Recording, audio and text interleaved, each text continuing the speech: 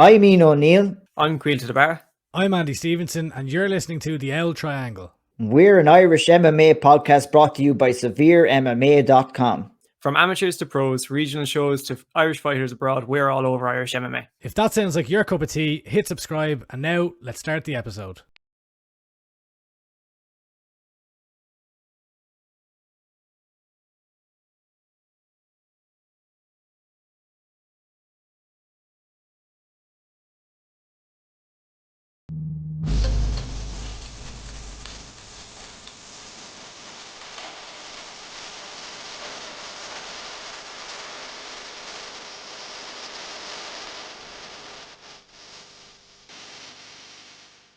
Yes, indeed. We are back for episode 9 of the Auld Triangle. And I am joined, as always, by two Irish MMA media monsters. Mr. Andy Stevenson, how are you today? I'm good. I'm monster. Jesus, I don't know if I call myself that now. You are now, because I labelled you that. And another monster, Mr. Caoilte Barra, joins me today. How are you today, Caoilte? I'm very well. Nice, good weather outside. Has me buzzing. It's great. It's great to see that it's the summertime and the sun is shining. We have a monster show today. Speaking of monsters, and a monster show with, we're going to talk some Pahlad Khan, Miles Price, Pedro Carvalho, Charlie Ward, Nadine Abisa. All were in action since we were last talking to you. Some Bellator Dublin fights have been announced. We have latest news, Q&A. We have an interview with Danny Corr about the regulation of mixed martial arts in both Northern and Southern Ireland. And also we speak to Omran Shaban ahead of his fight next weekend at Cage Warriors. We're going to get absolutely butchered for calling it Southern Ireland, and we do it twice in the interview as well. Yeah, I know. Well, sure. Look, we won't get too much into politics, lads. But what we will get into, and what I would like to get into first, is Pahlad Khan. It's fresh in the memory. Just fought this past weekend at Combate Globals against Gabriel Morales, and picked up a very good win. It was his professional featherweight debut. And he picked up a great second round TKO win, lads. Massively impressed by Pa in this fight. I spoke to him just a couple of days before the fight. He was looking forward to getting back in there, making his featherweight debut, having fought the start of his professional career at lightweight. And he really did a great job in there.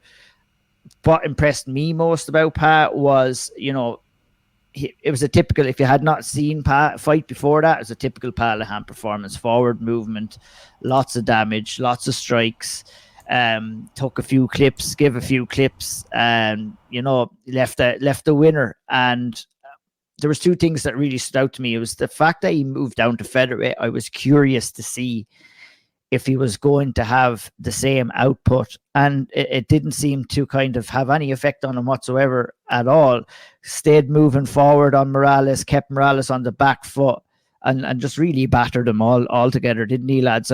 Maybe I'll go to you first, Andy. Don't think he could have had more output, to be honest with you. It was crazy.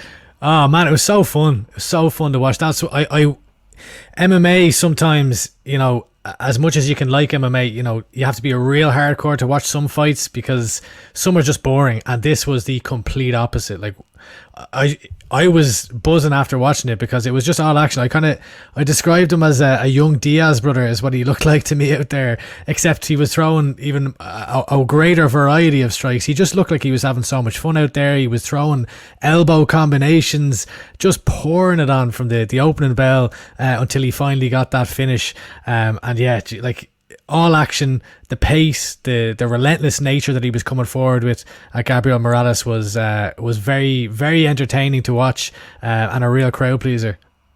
Yeah, it sure was. I mean, like, if I have seen quite a few of Pa's fights, nearly all of his professional ones, and that's what he does, man. He gets in front of his opponents. He doesn't give him a second. Fantastic boxing. He's in and out movement, especially in this fight. A question has come in, and we might talk about it a little bit more. But I asked him the question about maybe taking too much damage, and is he aware of that? And does he want to change that? And he is like, but at the same time, the style that he fights, where he's right in front of these guys and looking to get off his boxing, you are going to take a few to give a few, and that's the art of the business that Paz in and all fighters are in, really. Caoilte, what did you make of the performance overall? Thought he was fantastic. It's as you said, it's like a typical Pahlad performance. He just looked sensational there. I think he was a bit tired towards the end of that second round from all the output. I think he had a 90% success rate. He threw 223 shots, or in around that margin. That's absolutely insane. Yeah, and that, and it was finished just before round 2 ended. 220 something shots and had a 90% accuracy rate on those. Now that's phenomenal, to be honest. It's crazy, and he wasn't like, there's no wonder he may have looked a little bit tired, but your man was as tough as they come. Like he would, he was tough as nails. It looked like he wasn't going to go out at one point, but it was a good stoppage for the ref. Pa looked phenomenal, and as Andy said, compared him to like a Diaz, an Irish Diaz. So need one of those. Do you ever see the legalized Diaz t-shirts? Need a legalized Lahan t-shirt now coming out. Need one of those. I think they'd be great. But no, I think one thing I would say about Pa is, like, it shows the importance of having of making your mistakes at an amateur before going into pro. Because if you look at his fight so far, he's been phenomenal. He's obviously made all his mistakes as an amateur. His record as an amateur may not have been the most spectacular in the world, but now you look at him as a pro and he's absolutely flying it. And now you're looking at it thinking, the sky's the limit for this lad. And Combache seemed to love him. I think we could see him back in there soon. I think one of the, just jumping in on one point that Caoilte made there about the looking tired. I noticed that as well when I went back, because I watched the fight in full, and then I went back and saw the finish again. I think they put up a clip or something, or someone put up a clip of the specifically the finish, and I was watching it, kind of being like, geez, he looks. I remember this being way more kind of emphatic, or it did look a bit slow. So I would say anyone who's just seen the finish, go back and watch the full fight, because when you've seen just the sheer number of strikes that he landed, the finish only shows you about maybe 20 strikes. There's another 200 or so strikes before that. Yeah, I would more so, like, I wouldn't say he was tired, but that was the reaction of a man who was throwing, like, he just didn't stop throwing. Like, it was constant pressure, and however tired he was, Morales was even more tired trying to fend him off. I did feel in the midway through round 2, I was thinking, oh yeah, he's slowing down here a bit, but he took a little bit of a breather, and then he went back at Morales again and ended up getting him out of there. So I mean, it is tiring work boxing the face off someone, to be fair. It sure is. But it was a great win for Pan, and he is injury free. I was speaking to him after the fight, injury free, and looking to get back in there quick and get a quick turnaround at Combache. And maybe we might have some news about his next opponent on the next episode. But fair play to Pat, fair play to Lee Moog as well at SBG Cork. It was a great showing for Pahlad. Campbell McLaren, who is the kind of owner and CEO of Combache, has labelled Pa as one of the stars of the organisation. And they're getting really behind him. They really like him as a fighter, and you can't blame them. And I'm expecting big things for Pahlad. People talking about is he getting tired, or is he taking too much punches? Pahlad is only 22 years of age as well, so we have to remember he's very young in his career and has plenty of time to develop as well. And I for one, am really excited to see how he progresses. One of the big things as well with any fighter is you want to make people watch, and Paz style. Like, I'm not missing a Pahlad fight. There was a couple where I didn't get to see them live, and then I was trying to find. It's been difficult a little bit with Combache to try and watch them back. But I'm not missing a Pahlad fight anymore. That was great, and like, even remember, like that knockout that he had in Cage Warriors Cork as an amateur, the uppercut.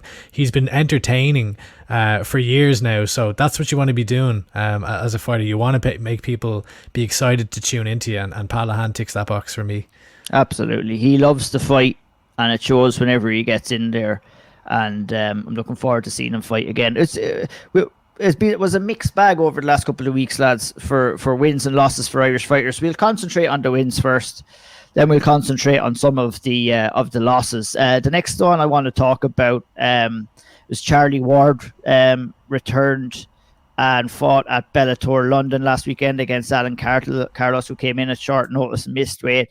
It was Charlie's turnaround after a big shoulder injury. It was good to see him back in there, and it was a good performance, Caoilte. What is it with Irish fighters having their opponents missing weight? Because Pahlad Khan's lad missed weight as well. But you know what? Look, didn't make a difference. They all pulled through. But Charlie Ward, I really enjoyed watching that fight. I thought it was really impressive. I think he may have switched things up to a point where, you know, people may have got a conception that he's a striker, but he's there out grappling and he's making it. He made it a really tough fight. I took like those last 2 rounds, like they were crazy. It was brutal because he was just beating on your man and he's holding him down. Alan Carlos couldn't do anything, and I thought Charlie Ward, I was really impressed with him. And like there's no, I think I said it afterwards, he needs to be on the Bellator Dublin card after something like that. It's great to see him back in there. Age is like, I think he mentioned it in his pre-fight interview. The age is like, people question it the whole time. He looks like he's barely touched 30. He's flying it, and I hope we see him a few more times this year. Indeed, and that was a question I was going to ask you, Andy. I mean, surely you see the spot on the Bellator Dublin card now later on this year with that win. Yeah, I want Fabian Edwards versus Charlie Ward in that card. Give me that fight right now. Charlie Ward is 7-1 in Bellator. You know, since that loss to Pafando in the UFC, he's gone on a serious run. He's won his last 3 fights. He always brings, you know, generally an exciting style, and he's also really showed different facets to his game that maybe we hadn't seen, that he hadn't shown as much as, because we all know like he's got fucking cinder blocks for hands. He's serious power, and he's quick as well with his striking as well. You know, for a big guy, I always love the start of a Charlie Ward fight when he's throwing those feints and I'm just waiting for him to land an absolute bomb. And geez, Alan Carlos, he kind of brought it. I know he got absolutely destroyed for the fight essentially, but he kind of in those exchanges he made it interesting because he was firing back on all cylinders too. But yeah, he did. I want to see Charlie on that fight though, and I want to see that Fabian Edwards fight that we never got to see last time.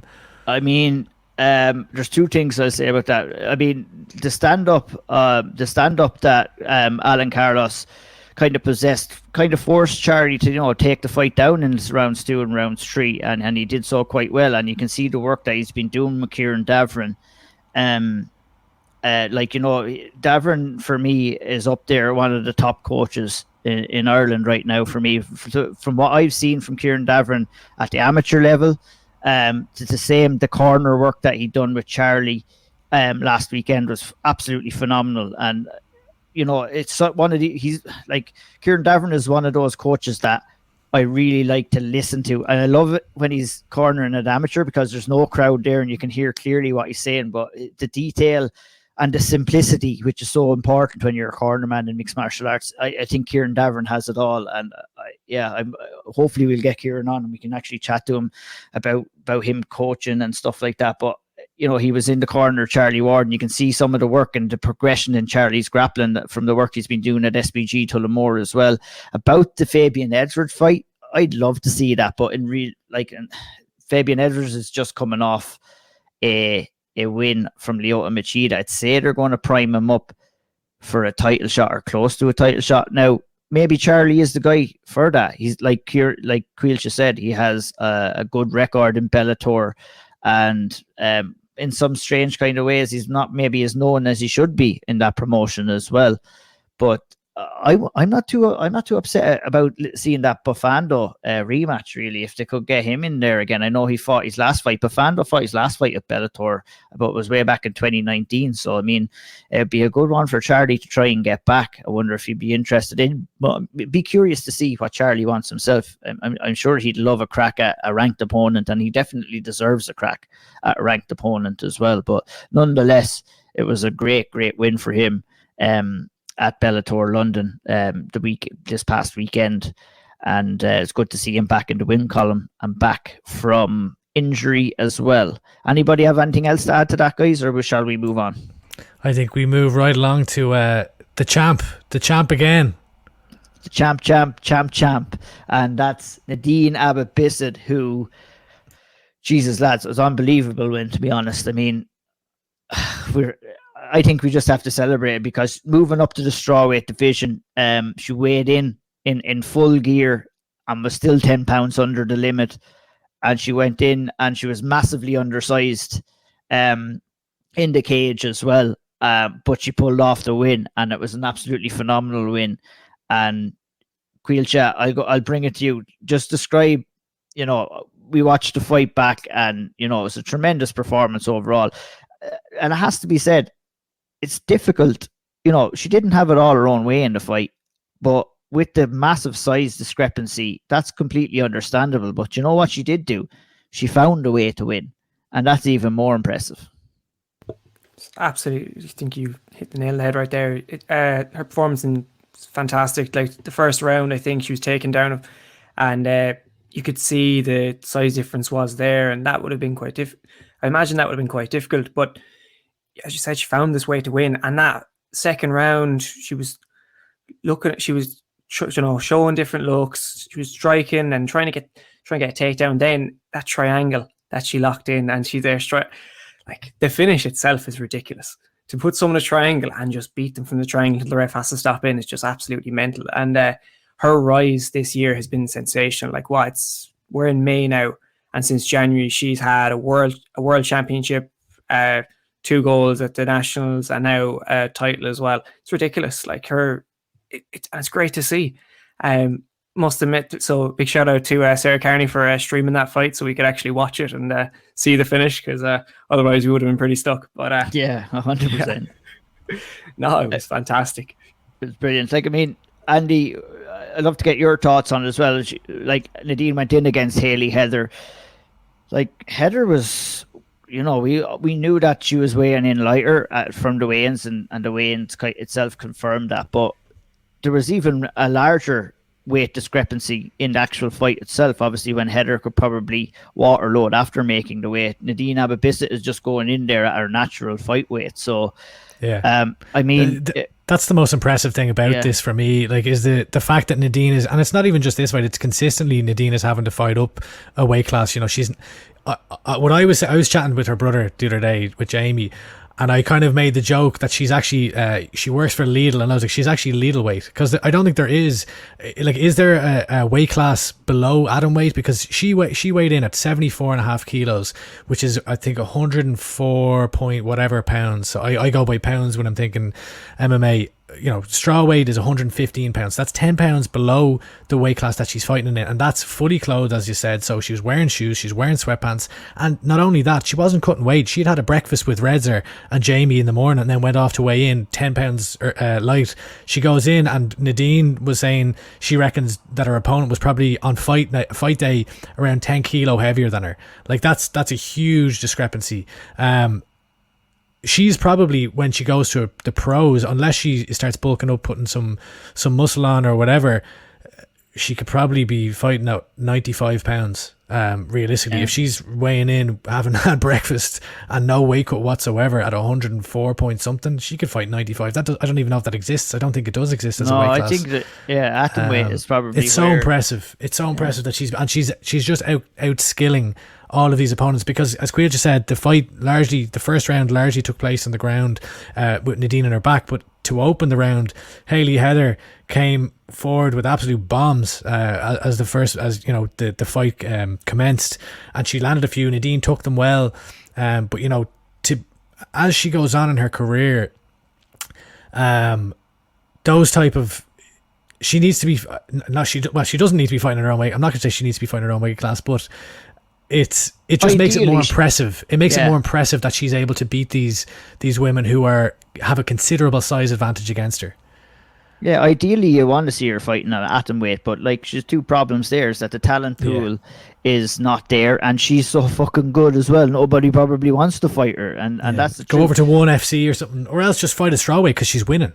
Yeah, I mean, I think if there's atom weight division in Invicta, there's loads of options for her. I think when she does go to pro, and you never know, some ways down the line, you never know what might happen with the UFC as well. I'd love to see the UFC enter in an atom weight. I even think they'd be able to fill out with some talent that's already in the UFC roster, but with the addition of people like Nadine, and I'd just love to see her get that opportunity, and I hope it happens. So we're a long way away from that now, that being said, but I just want to talk maybe a bit more about the fight itself, where like you said, Andy, Hayley Heather came in all guns a-blazing. Nadine had to weather the storm. She was on her back. But one thing that really impressed me with Nadine is that, she didn't accept any position. She was working for submissions. She was working for the armbar. She was working for the triangle.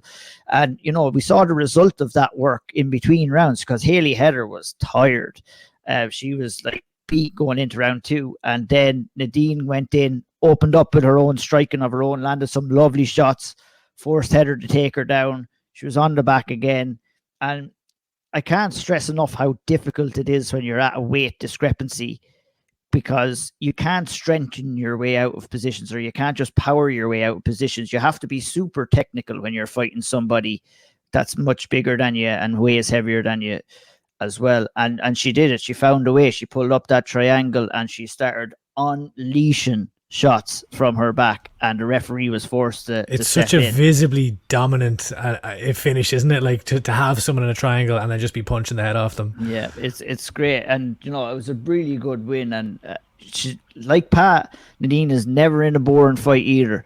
Even whether she's standing, if she's on her back, if she's on top of someone, it's always exciting, and it always leaves you wanting more. And that's what it's all about for a fighter. Just to one point I really want to make is it really underlines this fight and others how exciting a time it is for Irish women's MMA at the moment in Ireland, when we've got a world champion like Nadine who's fighting up a weight class. When you have I know Shauna Bannon was there cheering her on. They all seem to have like the kind of the rising crop of women in Irish MMA seem to have a close-knit bond where they're all supporting each other, and they're all coming out with phenomenal performances. Shauna Bannon lit the Irish scene alive last year and continues to do so, has another going for a second title coming up soon. Sarah Carney was there in her corner.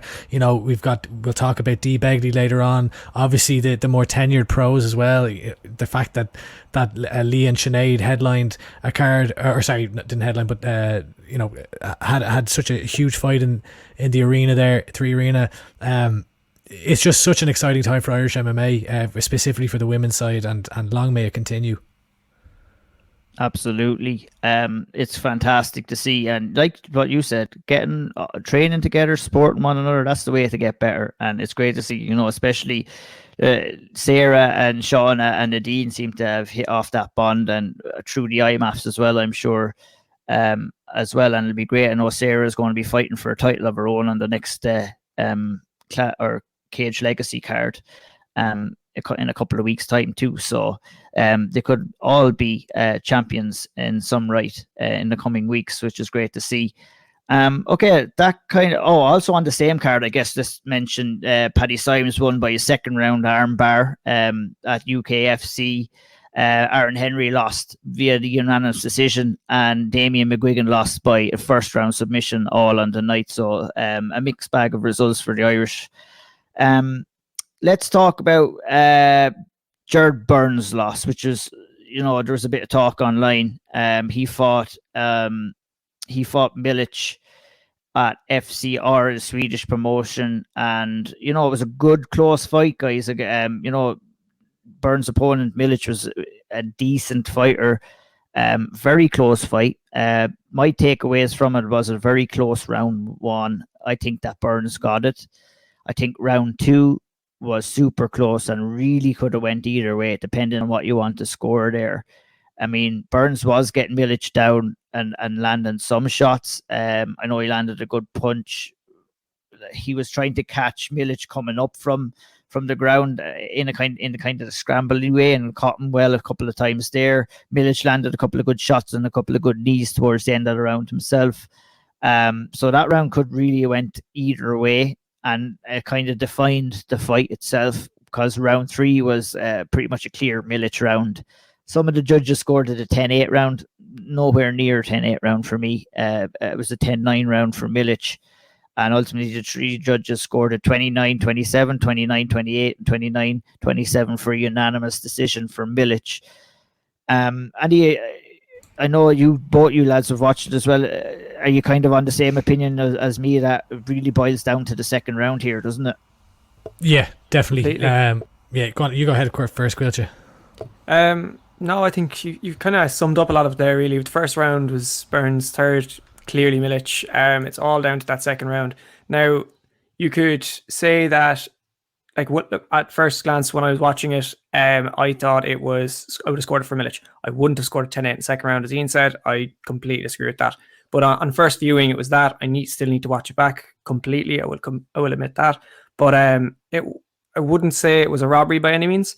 But you could definitely see a scorecard for Burns. I'm surprised it wasn't a split. That's one thing I will say, because that sounds a bit hypocritical actually. But from looking at it, you could see how there'd be so many different perspectives purely down to that second round. But overall, Burns did himself made a good account of himself. That's the best way of putting it. He thought he was fantastic. I'm really excited to see him back in there, and that was a really tough fight for him.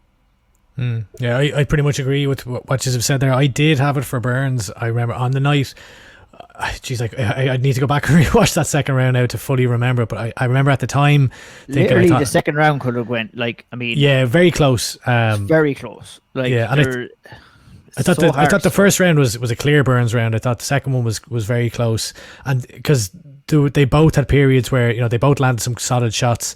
But I thought at the time anyway that Burns had done enough to get the second, and then the third was, I to be honest, had the fight gone on a bit longer, which obviously it's completely irrelevant, I could see it getting towards the 10-8. I thought Burns was taking a lot of damage in that third, but I think it was, I would have given it 10-9.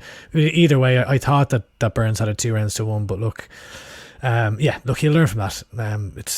There's no, you don't come away from that really, you move on, you dust yourself off, you move on, and you keep going.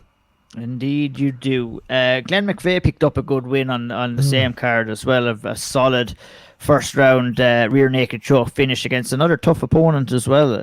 Glenn looked really good in that fight too, didn't he, Andy? I thought his wrestling looked great. I was really impressed by his wrestling. He had that kind of that triangle with his legs to wrap up his opponent's legs, and he controlled him up against the cage very well, and then allowed, put himself in the position to be able to get the finish. And Pat McAllister's booming voice, what is it? It's Irish coaches just have, I thought it was just Chris Fields. It's not, it's all them. It's Kieran Davern, it's Pat McAllister, it's everyone, these booming voices, and he cornered his fighter perfectly. Glenn got the first round finish, and then they had a lovely they had the cops coming in to set up that rematch and for the next FCR card, I guess. So it looks like Glenn might have a fight lined up. But yeah, I enjoy Glenn McVeigh. He's a bit of crack, and look, he's taken really, really hard fights, but previously I'd kind of look at this and be like, Jesus, is this the right way? But it's MMA, it doesn't really matter if you lose a few, because if you're taking really hard fights and then you're getting better, and it looks to me that Glenn McVeigh's improving, then 5 fights down the road you can be putting together a nice string of wins and moving forward. So impressed. 100%, and I recently heard Artem Lobov speak about that as well, another man who went down the hard road, and Glenn is definitely doing that too, going in against tough guys, and you'll win some, you'll lose some, but you'll gain massive experience. Yeah, and obviously I think it was this lad's pro debut as well, right? But it was a short notice opponent. He had previously got a different one, and so yeah. I think he was training for his pro debut. I think he had a fight lined up, so it wasn't just stepping in on literally a day's notice. I think he was in the middle of training for another fight, but still a decent opponent. Your man, he's a good grappler. I think he's IMMAF background and all that as well, so it wasn't a bad fight really, to be taken. Moving on, unfortunately Alan Philpott took a loss, Andy, in his fight. I came back from a little bit of a layoff and will be disappointed with that result. Any takeaways from that fight? The biggest takeaway for that for me has nothing to do with the fight itself. It's Alan Philpott's kind of mindset and take on it after, is that to me he comes across as someone who's gone through a lot of I guess, emotional growth. I don't know if that's the right word. A lot of a maturing the last while, and he came away from me being like, you know what, I got caught. He was the better man of the night. Zero excuses. Came in feeling the best I've ever had, and I lost. I got caught, but I had so much fun out there, and I can't wait to get back in and do it again. And I'm really enjoying my training. I'm really enjoying getting better. So he seems in a great frame of mind. He was out for a while. Let's see how he gets on his next one. Let's see if he can pull together a few wins. And yeah, I like Alan Philpott, so I look forward to his next one. Yeah, me too. Hopefully he's looking for a quick turnaround. I think I saw him on Instagram. He said he was looking for a quick one. So hopefully he gets it and gets a chance to get in there and get a win. Kieran Daly lost by a second round triangle as well. I mean, yeah, unfortunate for Kieran there, but we'll move on to I want to talk in particular about Pedro Carvalho, and we'll finish off with Miles Price. Let's talk about Pedro Carvalho first.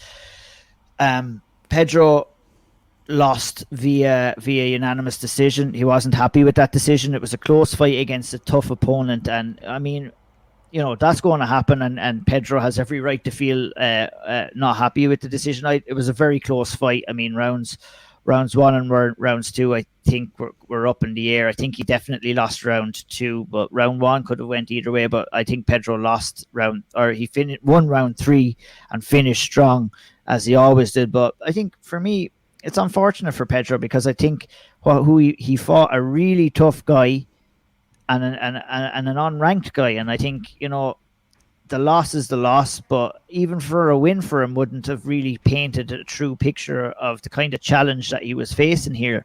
And we're seeing a trend with this kind of in Bellator with, you know, maybe it's across the board, but maybe we're focusing it a bit much because we're looking at Irish-based fighters and we're seeing these guys get tough challenges. Like, you know, off the top of my head, Brian Moore over in Russia fighting was a tough task for him. I think this Pedro was a Bellator debutant, an unranked guy, but a guy who's probably worthy of being in the rankings. And I thought Pedro coming in here probably should have been fighting a ranked opponent after getting that win against Daniel Weichel. But you know, as always, he's staying positive and looking forward and get back in, isn't he, Andy? Yeah, I mean, it validates everything we were talking about in the lead up to this fight, where the matchmaking made no sense, and now Pedro, you know, you're coming out of a fight. From his perspective, he believes he's won it. He hasn't on his record. He hasn't on the judges' scorecards. He looked good, I thought. You know, when you come out of a fight and he dropped him in the third, he was really putting it on him, and I thought he looked overall. If you take the fight as a whole, he looked the better fighter overall. But ultimately, he comes away with a loss to an unranked opponent who was a champion in another organization coming into this. But what happens next? So, like, I hope it doesn't. I hope he gets a decent fight next. I know he's been calling and has been for a long time for that fight with, I'm going to forget his name now. He fought, God, who's he calling for the fight with? Paradigm guy. Right. Okay, I'll come back to you. You've lost move me, on. Andy. But yeah, we lost to Arden Burch. I know the fella. He just lost Adam Burch. I know. I think of it. Mads Burnell, is it? Mads Burnell. Burnell. Thank you, Caoilte. Mads Burnell. They've been talking about fighting for a while. Clutch with the search. Burnell's coming off a loss. Make that fight. So, you know, you've given him an unranked fighter. He's lost it, but albeit, you know, controversially. Give him the Burnell fight now. Why not? So make that happen in Dublin. I'd like that, please. Yeah, that would be a great fight to have in Dublin. Like, and I mean, yeah, I think Peter Nizelski was the guy that he fought at Bellator. Like we were saying, you'd probably agree with us as well, Caoilte. He was a tough guy, a tough opponent, but, you know, split decision was the result. Did you kind of score for Pedro, or did you? What way did you see the fight? I'll be honest with you, I missed a round. I'm terrible for missing the first rounds of fights, and so I can't give you a fully accurate scorecard as a result of that. So but it doesn't really matter what we scored it, isn't it? Like, it's at the end of the day, he's kind of gotten screwed. Like not screwed by the result, but screwed by the matchmaking. And completely. Now you're in a shitty position where you should be fighting ranked fighters, and you're after losing to someone who's a debutant. So yeah, that's it. Something even if you forward, it does. Like, even if you're in there and you're fighting a ranked guy and you lose a split decision, well, you lost a split decision against a ranked opponent. It's baffling to me. I think it'd be a little bit different if this guy came in and he had a bit of hype about him. So let's say, to take the example of Roberto Soldic. If Roberto Soldic went to the UFC tomorrow and fought someone in the rankings, I'd be like, yeah, perfect. That makes complete sense. He's very well known. He's got a profile, and that'd be fine. But this guy, maybe not in the grand scheme of things, has the greatest profile with the general MMA fan. Maybe in Poland it might be a different story, but if that was the case, I'd be like, that's fine. But it just doesn't make sense, and that needs to be kind of like, I think, fixed moving forward if you're going to have these fights. It's like, what are you going to do with Peter Dzelzinski now? Like, you're not going to have an event in Poland. He's after coming in and getting his name off Pedro, and fair play to him. He got the win, and that's all well and good. But sometimes some of the matchmaking decisions in Bellator really baffle me. And maybe, like I said, it's just a thing that where we have been just concentrating and looking at the Irish guys, because there has been a big Irish influence in Bellator, and maybe it is happening across the board. But I mean, I don't know. I think Bellator kind of need to do that a little bit better. You don't go from fighting a ranked opponent like Fightchel and then go back to fighting somebody that nobody knows that's making his Bellator debut. Doesn't make any sense to me. But look, I think we spent enough time on that. Let's move on to the last kind of topic we're going to talk about before we head over to our interview with Danny Corr, and that's Myles Price was in there and picked up a defeat over Anthony Showtime Pettis on PFL lightweight bracket. Myles was a couple of years out of the cage before this fight. In my opinion, and he said it himself, Anthony Pettis is not the same fighter as he was in his heyday. He may not be the same fighter or have the same skill set that he had when he picked up the UFC lightweight championship, but nonetheless, it's still Anthony Showtime Pettis. And, Pettis looked good in this fight, and I think he came in kind of motivated. And what looked like to me is Myles came in, and no, he won't mind me saying it. He told me, and he posted about it himself. He came in with, like, it was the mentality of being 3 years out of the cage or whatever long the time it was. It did affect him, and he said that himself. And I think it kind of showed a little bit in the fight as well, where, everyone, it was no secret he wanted to take the fight down, and that was the right thing to do. I think the takedown itself kind of came a little bit too quickly, if you ask me. He didn't set it up, and he shot from a little bit far out. Maybe his eagerness or trying to settle into the fight. I'd love to ask him, if he had another crack at it, would he like to settle into the fight a little bit more? But look at Andy, you're coming in here after a long spell out of the cage, and you're coming in, no matter what stage you're at in your career, you're Anthony Showtime Pettis, and the time out of the cage does affect some fighters, and that's the truth, isn't it?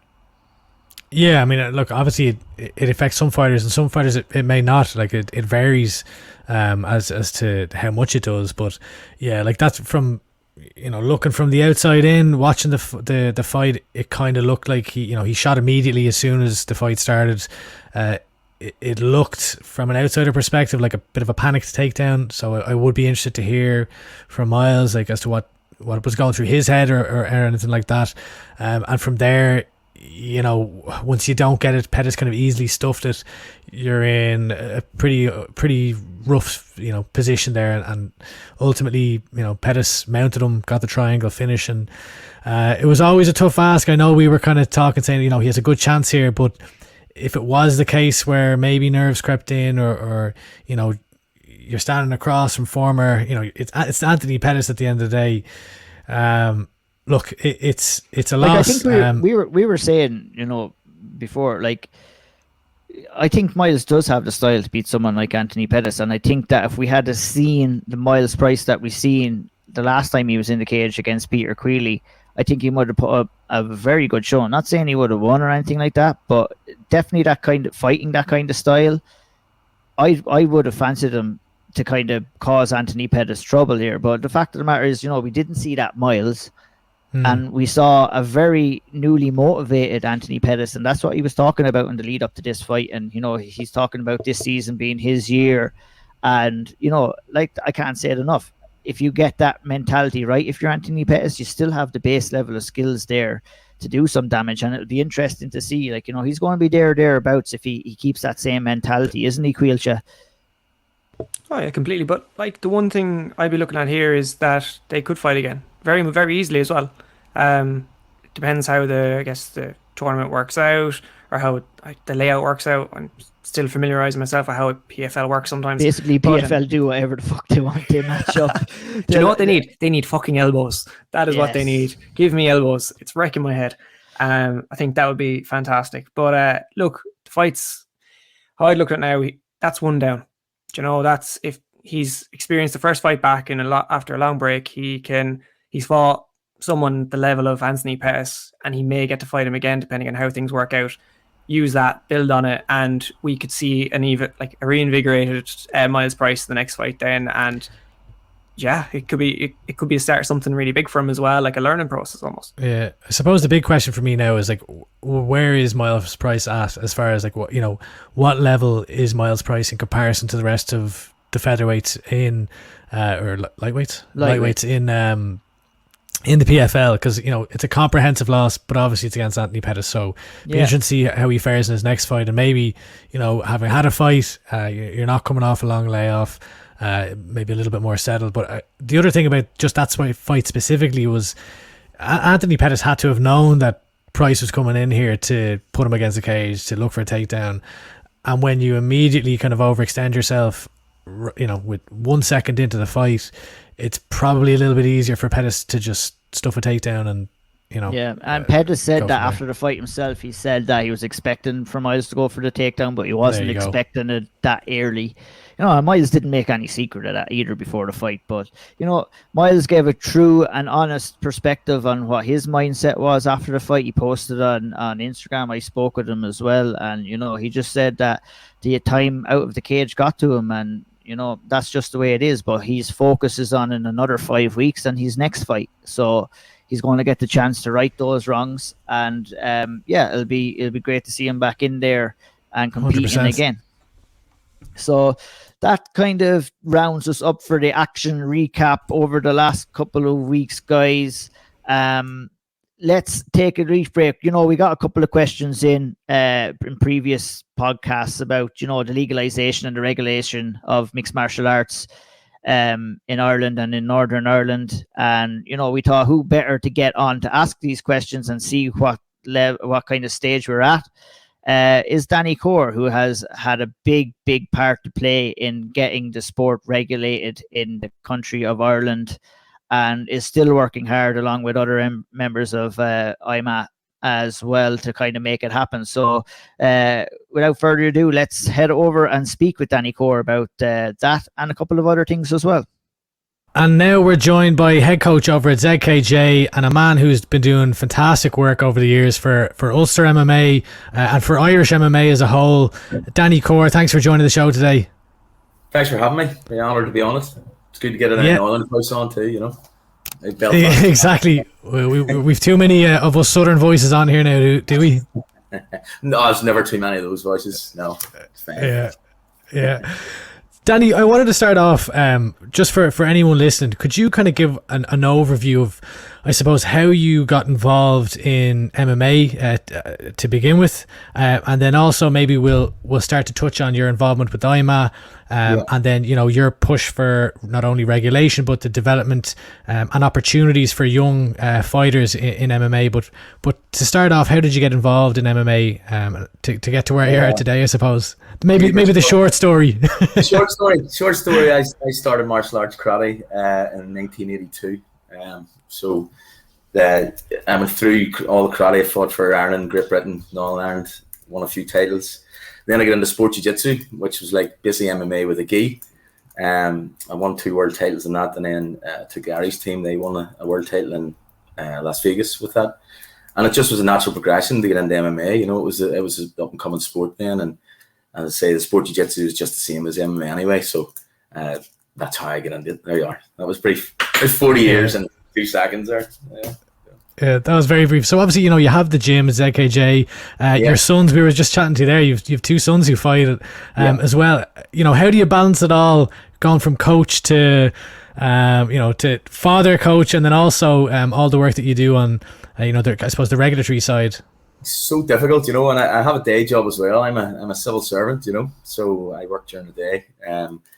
Just something I've always done. I've always coached, I've always trained. My day starts at 5:30 in the morning and finishes about 10:30 at night, you know. So that's the way it's always been.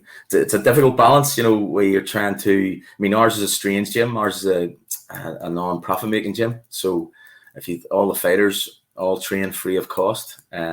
We have a youth program. They all train free of cost, and that's all based on us trying to get funding and support for them all, you know.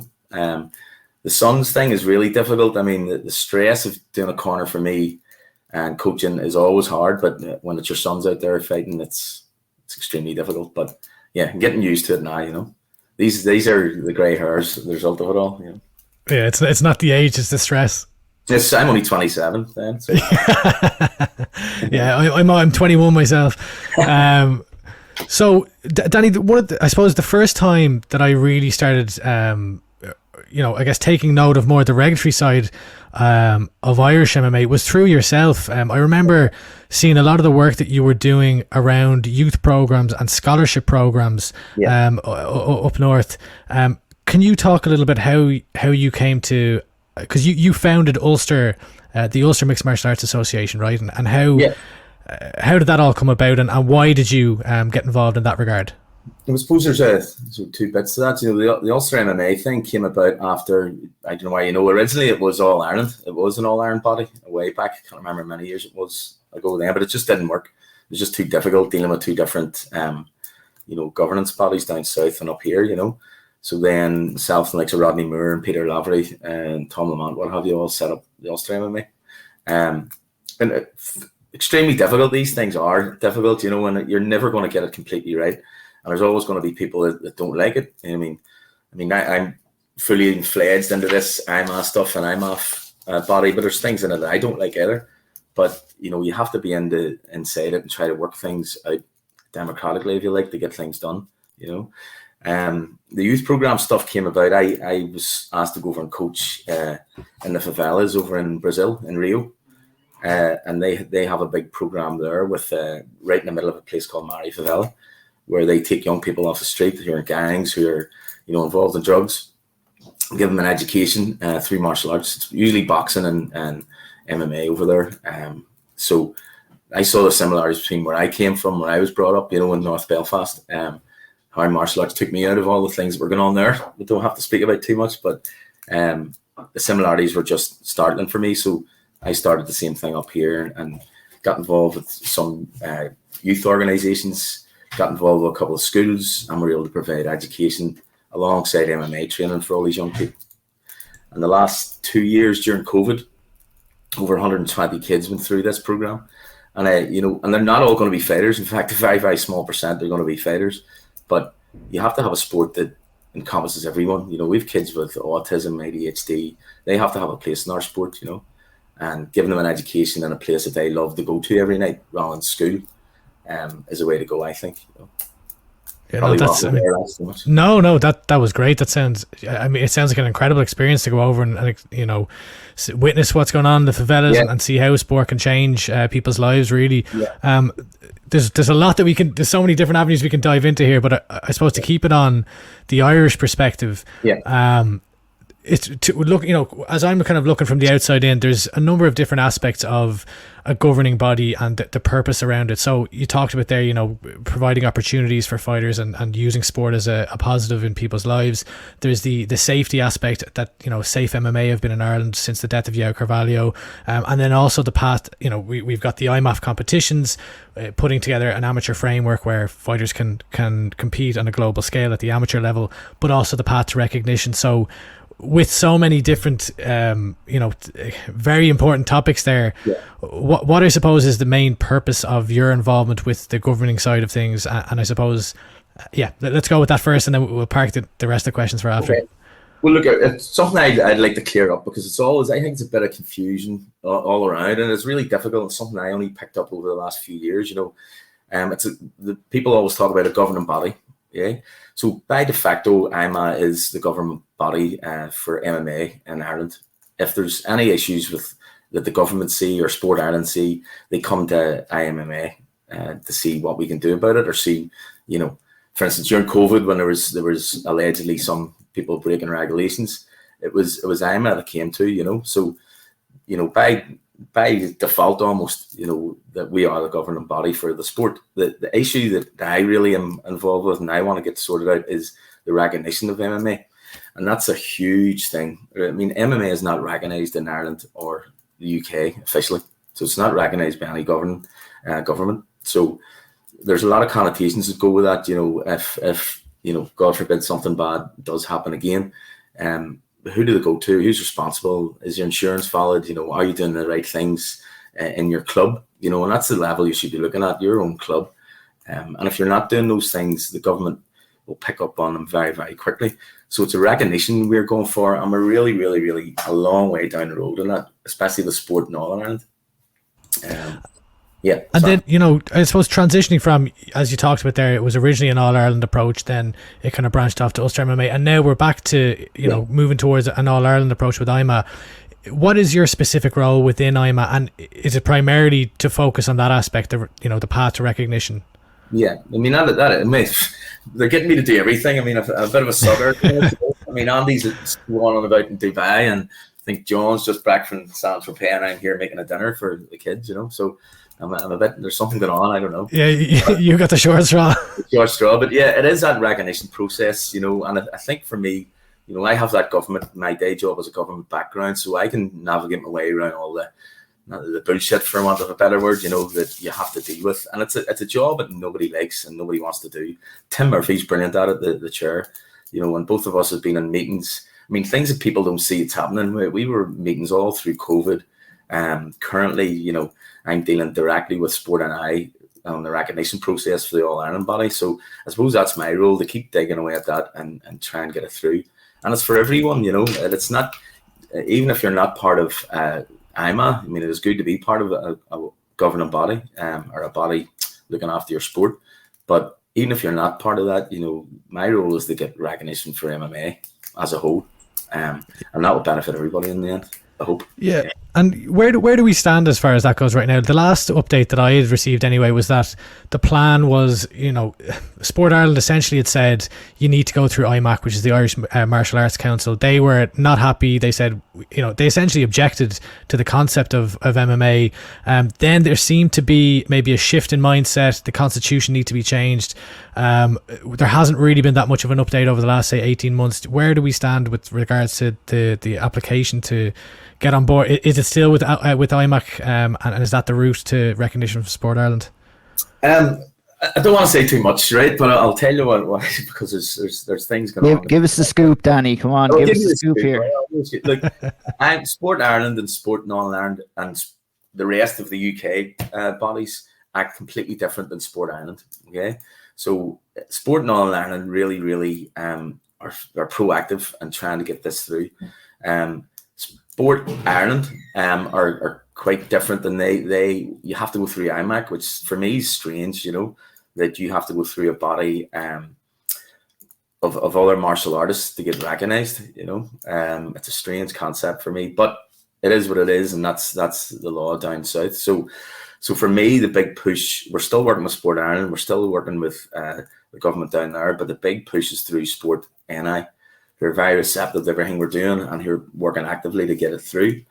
And what Sport NI will do once this application is almost completed and ticked off, and we have 99.9% of it all ticked off, they will bring it to a UK-wide body of Sports Scotland, England and Wales and present what they see as MMA and this sport that should be recognised. And that's where we are at the minute.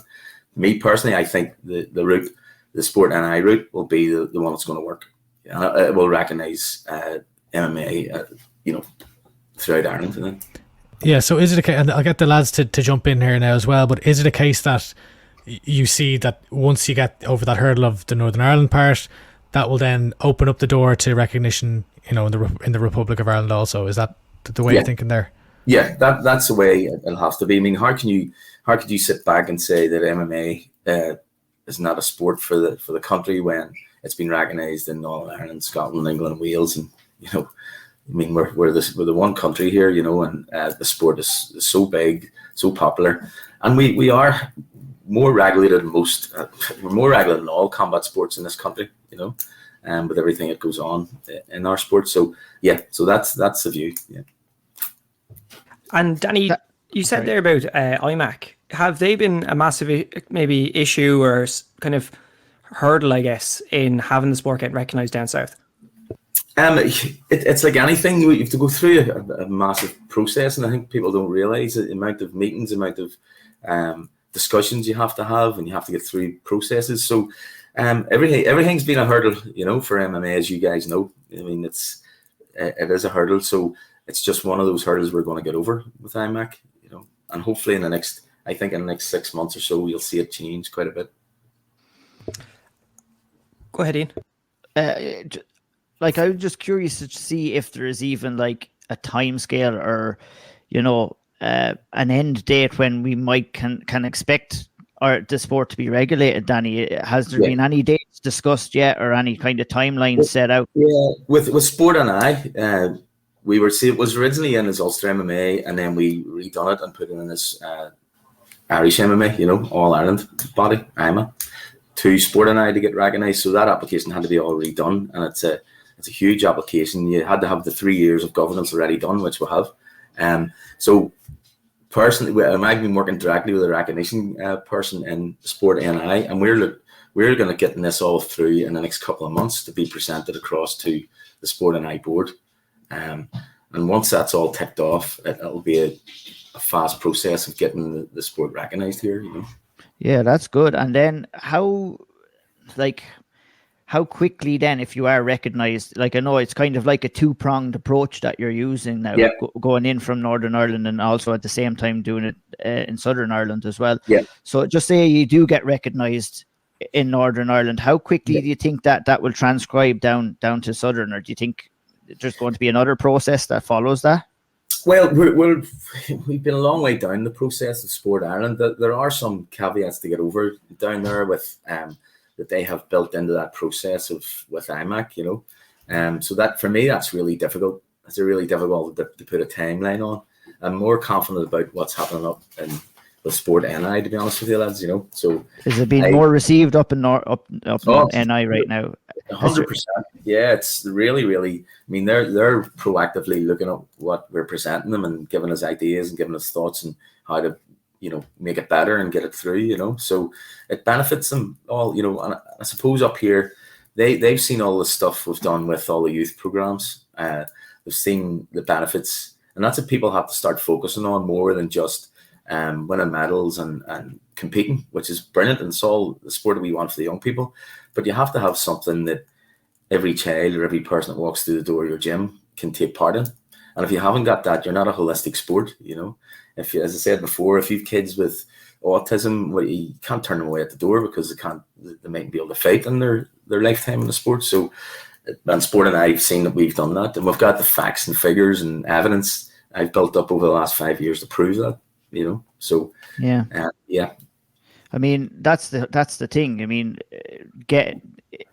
like I said, it's not about medals or competing. Like getting recognised in Northern Ireland and in Southern Ireland, it would be massive for the sport and massive for everyone involved as well. Yeah.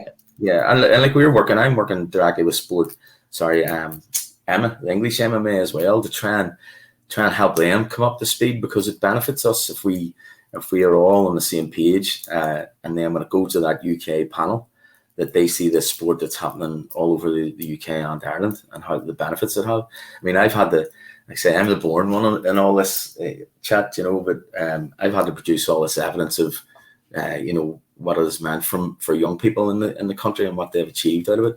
And I say, I don't mean, they've won medals, they've won championships, they've won belts that they have won on through a process where they can get into coaching, they can get into judging, refereeing, whatever, and then possibly there's employment for them at the other end of it. What do the governments, I guess, look for when you're submitting these applications? Is it a case of like child protection strategies, insurance? Is it what are the nuts and bolts, I guess, that they're asking for in these meetings? Yeah, if I told you I have 73 policies I had to put together, then that would tell you, that's this kind of stuff. And that, I mean, that's probably to stop, being an old civil servant, that's probably to stop wingnuts applying to be a governing body, to be a body that represents the sport, and I can tell you stories of some people that have tried to apply a few years ago. Back here, absolute gangsters trying to go on, tell us. No, I'm not, because after this, so I don't think. But no, that's to stop all that, and it's a government thing. You have to have all the processes in place. And unfortunately, and I think it's been touched on previously by people, there are bodies out there that haven't got all this in place. But it's like an old grandfather rule where, they're a governing body for a certain sport anyway, so they're still a governing body. Unfortunately, when you're a new body getting in, you have to have everything in place, at the high level. Yeah, indeed. Danny, maybe if we do, all right, I'll ask you one more question about the legalization, and then we'll move on to something else. If I was to say to you that at the end of 2022 or the end of 2023, we're going to see a regulated sport of MMA in Ireland, would you be confident in saying yes or no at the end of 2022 or the end of 2023? I would say, what is this, May? April? What is it? Yeah, May 2022 now. My goal is the end of this year to get things through, I haven't got many more years left, lads, so I want to get this done very, very quickly, You want to see it in your lifetime? It's exactly. It hasn't been. It's been like a 5 or 6 year process, So, the end of this year. Yeah, Ian said he had one more question on regulation, but I've got one more as well. So we'll think positively. It happens. What are the main benefits to achieving that recognition? What will we see that will be different in the country, or that will add to MMA in Ireland? Yeah, well, look, simple things like if you're like even trying to run a show, you can go to all the government facilities and walk straight into them because you're recognised. At the minute, you can't do that. People always talk about funding, but funding is a difficult thing because even the sports that are in there are struggling to get funding for their top level competitors. But the funding that you can get and you can apply for is all the community funding, all the national lottery stuff up here you can apply for because you're recognised. And the key is, look, if something, you will be insured, you'll be totally insured in what you're doing. If something did happen in your club, you can have that confidence that I'm coaching a recognised sport here, and a sport if things do get legal, that I can point to and say this is a legal sport. At the minute, that's not strictly true.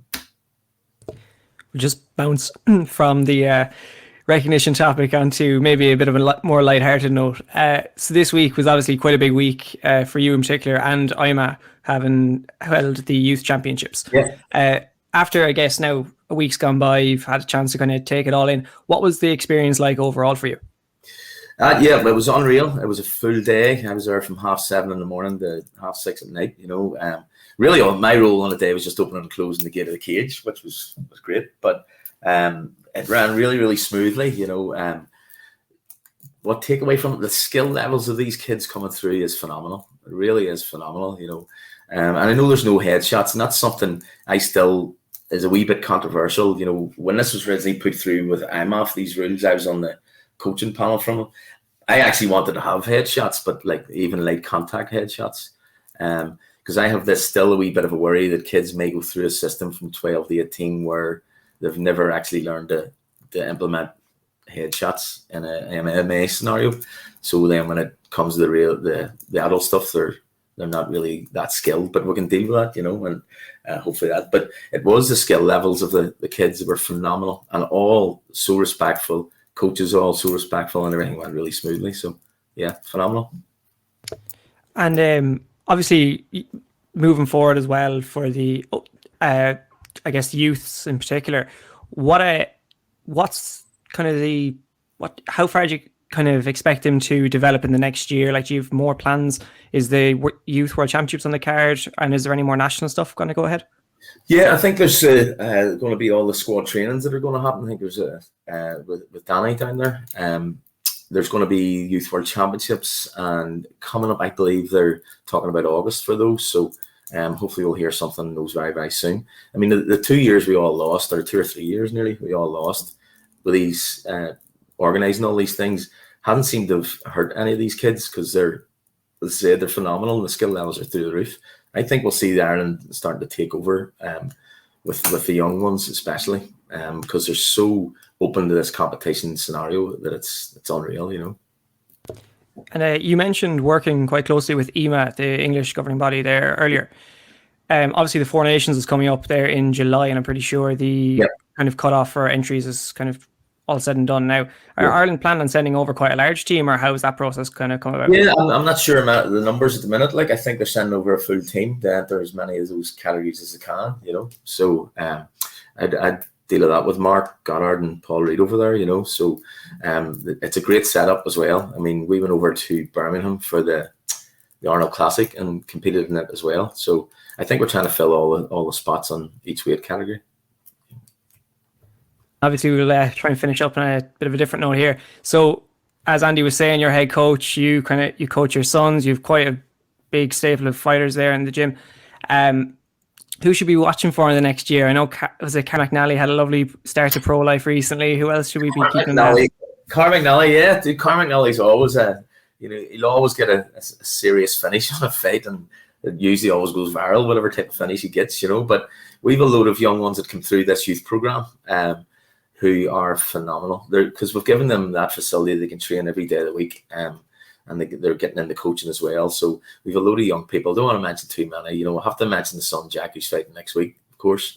With a big lad, Aaron Stewart, who is one of the hardest hitting men I've ever met in my life. So he's starting the card off in Clanmores next week. So yeah, can't wait. Danny, did you teach Carl the helicopter choke, or how did that go? Listen, the biggest, and I'll show you a video after this, the biggest viral thing the car got was, do you ever see the Rolling Thunder? Mine. and I have a video of about a week before it's showing doing it in the class, you know. So yeah, he got all the credit, you know. Could you do one now if you point the camera down to the ground there? Could you do one? Yeah, I'll do one later and send it to you. There you go. So can we see an extravagant technique every time one of your fighters fight now, Danny? What can we expect to see next week? We love we're karate based, you know, and people misconstrue karate for being that thing that goes up and down the hall with, you know, in the white days we don't touch each other, you know. That's why we call it karate jutsu, because jutsu means reality, and that's where that came from. So we've always done fancy nice kicks and stuff, you know. So you'll not get a boring fight with one of our boys, let's put it like that, you know. 100%. Well, Danny, look, we really appreciate the time. There's a lot we could have talked about on, so we'll have to get you on again. No worries, it's very interesting from our perspective to look at the regulation side of things and to see that you guys working in the background or you know, rather what we don't see, to hear about what you guys are working in the background. And so best of luck with your continued work with IMMA and the path to recognition. Best luck with the gym, and best luck to your sons as well on their MMA careers. So thanks for joining the show today, and we'll chat to you again. Appreciate it. Thank you, lads. Thank you. Thank you, Danny. All right, we have some upcoming fights to look forward to between now and the 29th of May, when we'll probably be back again. First, I want to talk to you guys about is the upcoming Clan Wars card, which is coming up on May 22nd. A couple of decent fights on this one, Caoilte. Yeah, some very good ones. Topped by a featherweight title fight between Damien McKenna and Nahom Weddy. Look, great fight. Really looking forward to it. Damien McKenna, I think both of them, it could be a battle on the feet, and that's what I'm hoping it's going to be, because Nahom Weddy, fantastic striking. Damien McKenna, also fantastic striker. He's got this uppercut, which I like. I love. It's like a signature uppercut he has, and hopefully that comes out. But yeah, look, bit of chit chat too, Caoilte. A bit of chit chat ahead of this fight as well. A little bit of over and back. Well, maybe more so over in one direction, more so of the chit chat coming from Weddy. He's a confident fella, this guy, isn't he? He is. I think he's a musician as well. He was on the Energized Boys show, and they had a great chat with him, and I think he was going to play his guitar. And yeah, if he wins, I hope we get, you know, like a Tyson Fury, or they do a bit of a song on the mic. Hope we get something like that from him if he does win. But look, it's a fantastic fight. Clan Wars putting on a good show, and yeah, I think there's there's a lightweight title fight before that between Aaron McDonald and Mario Di Stefano. Di Stefano obviously won the Cage Legacy belt in the fight that Nathan Brennan didn't come out after the first round. And then Aaron McDonald's had a few good wins. I think he'd won against Lewis Byrne. Please correct me if I'm wrong there. But yeah. Look, no, you're right. You're right. I was thinking as much. But yeah, look, great card. There's a few other. You could go through the names. Like there's a few. Is it Grimshay and Chad Riley? There's that fight. Welterweight titles on the main card as well. fighting. Carl McConway's always in a good fight. Always in a good fight. To give a shout out to young Corr, who's fighting on the prelim card as well. Obviously, son of Danny, who we've just spoken to there as well. So looking forward to it. And the regional scene is continuing to thrive. Exactly, yeah. It's unclear as of yet if there are. I think the plans are to kind of have a live pay-per-view stream. We're trying to get some confirmation on that, but we're unable to do it. It's hard to get information about the Clan Wars cards, to be honest, sometimes. But yeah, hopefully we can get that information out there anyway once we have it. Do our best, and hopefully they do have a pay-per-view, because I'll be keen to watch if they do. So yeah, let's move on to a couple of fights that also were announced. Tommy Quinn, the roly-poly kid, is back in action Saturday, May 28th at KSW 70. That's a rematch, Andy, isn't it, from his last fight? Yeah, that was the one where he got hit with an illegal knee, and then KSW ended up reviewing the contest. They overturned it, so it's a rematch. So we'll finally get a definitive result here between these two guys, and in what was Tommy Quinn's KSW debut. So we'll see how the roly-poly kid fares this time around, with all things on even footing, with hopefully no illegal knees this time around. Yeah, indeed. Two fights that were announced for Cage Warriors Colchester. The first one being James Webb versus Leon Liu in the middleweight division. It's good to see James Webb back in action. I know he's going to try and mount another title run. We spoke to Chris Fields a couple of weeks ago about that, and it's great to see James back in there. The other one on the card is Omran Shaban versus Jack Dames in the welterweight division. And yeah, Omran will be making his Cage Warriors debut on that card. And I just realised, I think you were supposed to tell us who Tommy Quinn was fighting, no? Ozim Zowski. That's good. Oh, jeez, one second now. Albert Odzimkowski. There we Not go. so bad. That's the king himself, Polish so prince. what did you say? You say it again there, Ian. 1 second. Ozimkowski. All right, hang on. Albert Odzimkowski. That's close enough. That's We'll not take too that as a bad. win. Yeah, that's good, because I don't have the greatest track records. That's with those 1-0. names. Ian O'Neill 1-0 we're pronouncing there. There you go, yeah. Right. Anyway, Nice one. we carry on. And a little bit of help from the Polish prince himself, Mr. Sean Denny. Thank you for doing that. But on to Omran Shaban, who spoke to us ahead of his fight with Jack Dimades at Cage Warriors Colchester. It will be his debut for the promotion, and we spoke to the man himself about that fight and a bunch of other things as well. And now we're joined by Omran Shaban ahead of his fight at Cage Warriors Colchester. Omran, it's been a while since we've seen you in the cage. I think, what was it? October was the last time we got to see you in there. It was UAE Warriors. Back at welterweight for that fight, and you're going to stay at that moving forward. What was that performance like for you, and what were your takeaways from that fight? Yeah,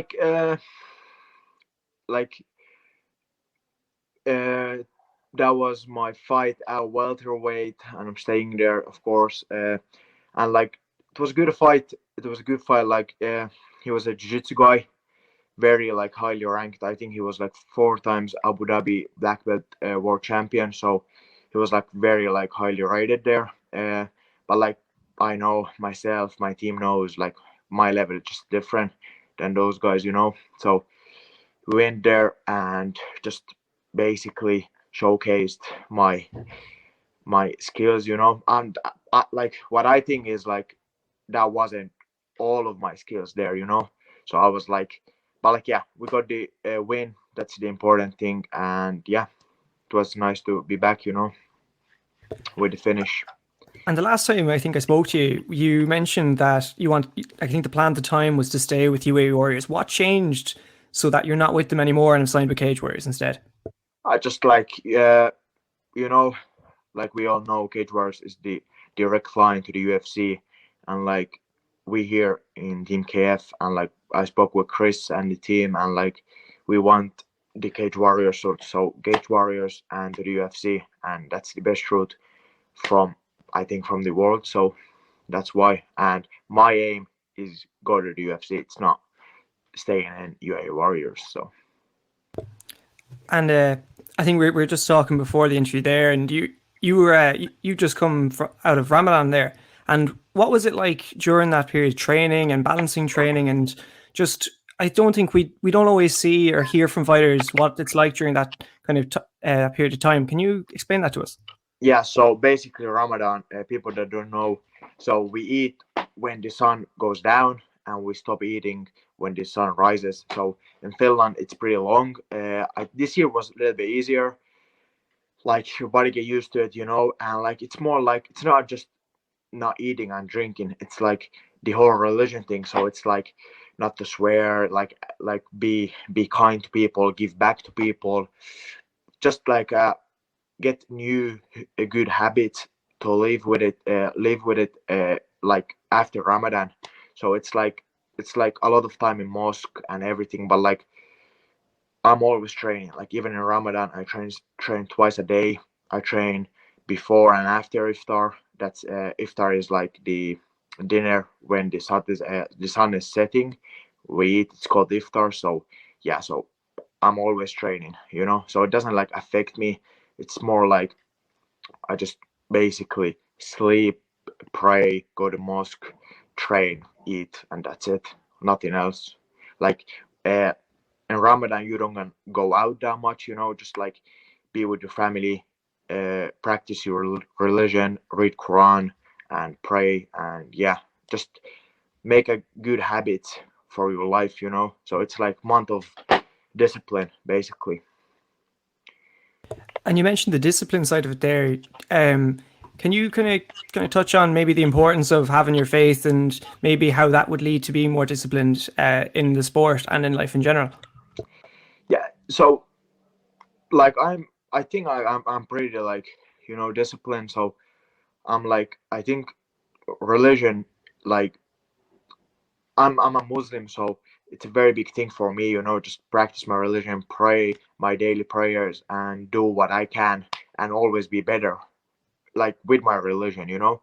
So it's good support for everything I do in life, you know. I think it's very important to have something you believe in that like set us like boundaries your life, that like you like a little bit of like you can do this, because like imagine the people without like basically there's no law in the world, it will go crazy.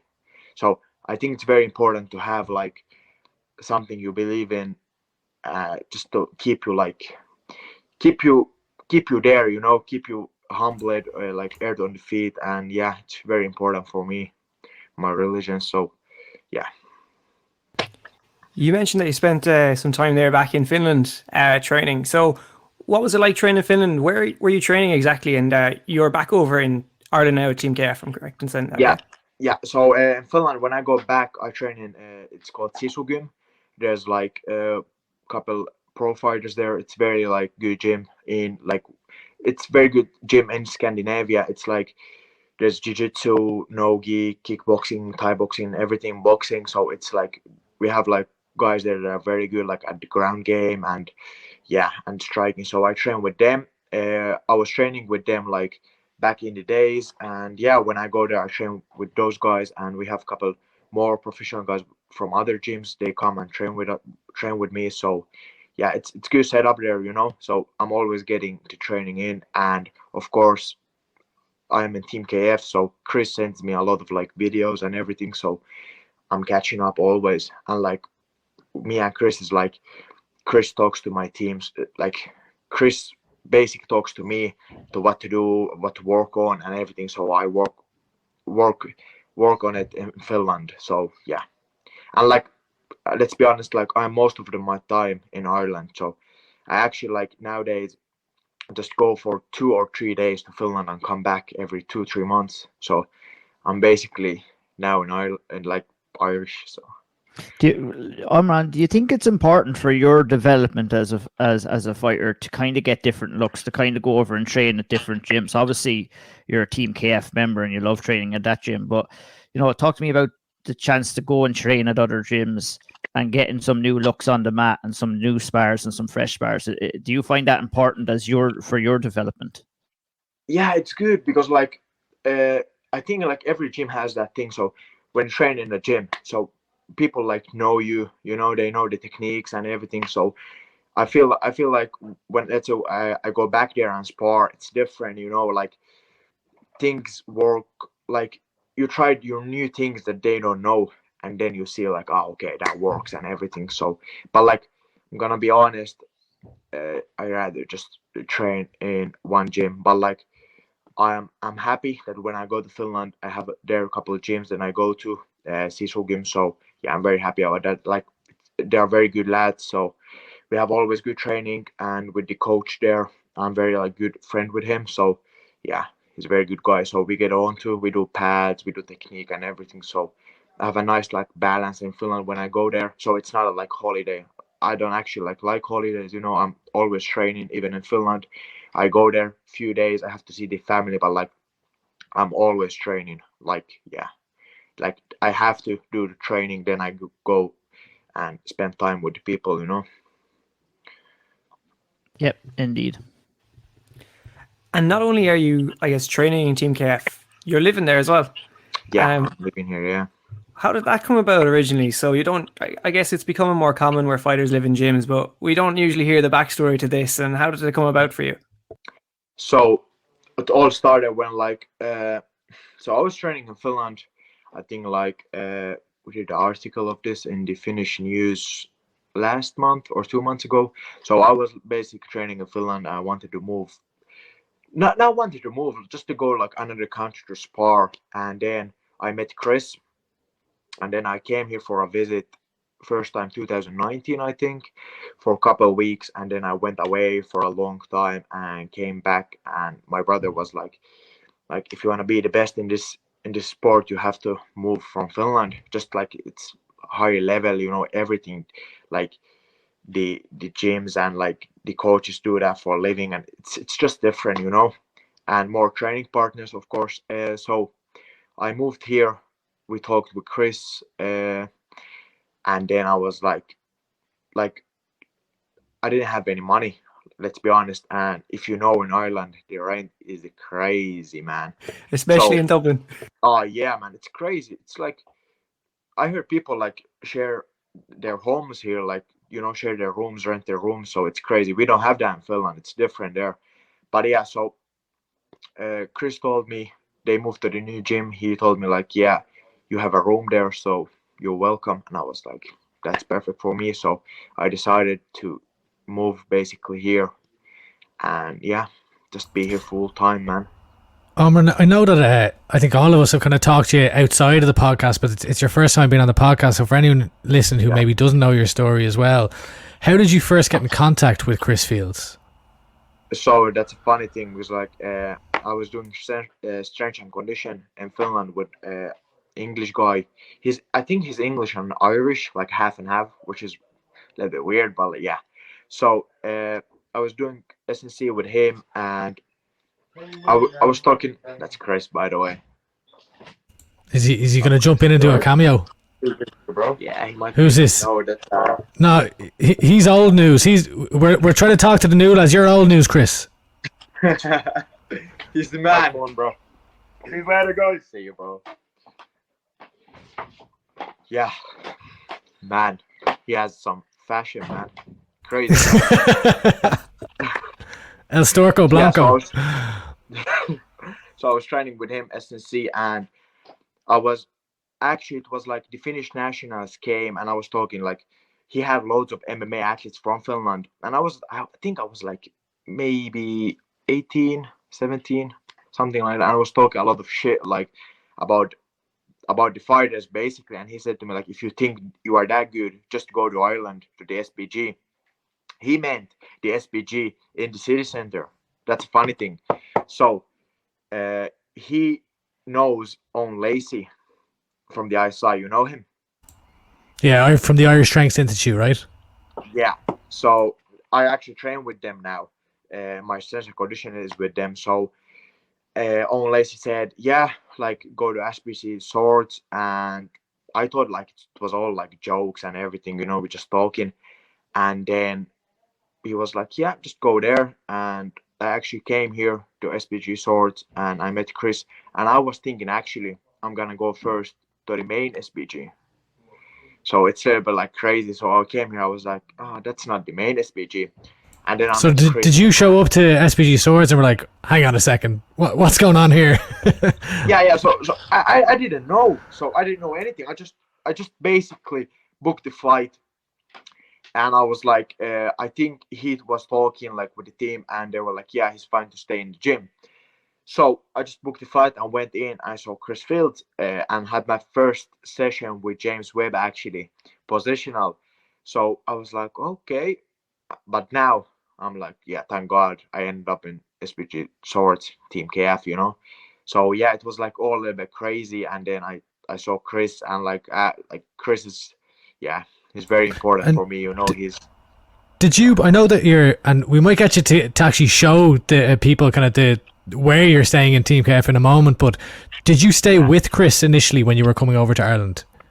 Yeah, so like loads of, like, I think most of the days I stayed in Chris's house, which was like a little bit like, Chris actually wasn't like, I was just a guy who came, you know, basically. So he didn't know who I am. And like, yeah, he let me into his house and I was sleeping there and everything, like, and yeah, can't be more than grateful for this guy, you know. Is he a good cook? Man, loads of takeaways, bro. Loads of takeaways. Yeah, but yeah, so I was living with him, and yeah, basically that what happened. And then I was like, this is the right place. It's Chris Fields. Obviously, like, you know, him doing that and giving you a place to stay in his house and in the gym, that's a great thing for anybody to do for anybody. When it comes to the coaching side of things, Omran, how important do you think Chris Fields is to you? Like with his experience, and you know, his corner is next to none as well, and you know, he must be really important for you and your development as a fighter. Yeah, man, he's like, I think I can't even describe it how important is it for me, like everything, you know, like I do everything, like almost everything with Chris. And like, even like sometimes, you know, let's say at 6 a.m. I call Chris, we do pads, like MMA pads, and like there's hard to find a coach that wakes up at 6 a.m. and he's not basically getting paid to do that, you know, and do a pads with me before my flight. So Chris is very important for me, you know, and yeah, he's a huge role in everything that happens, basically.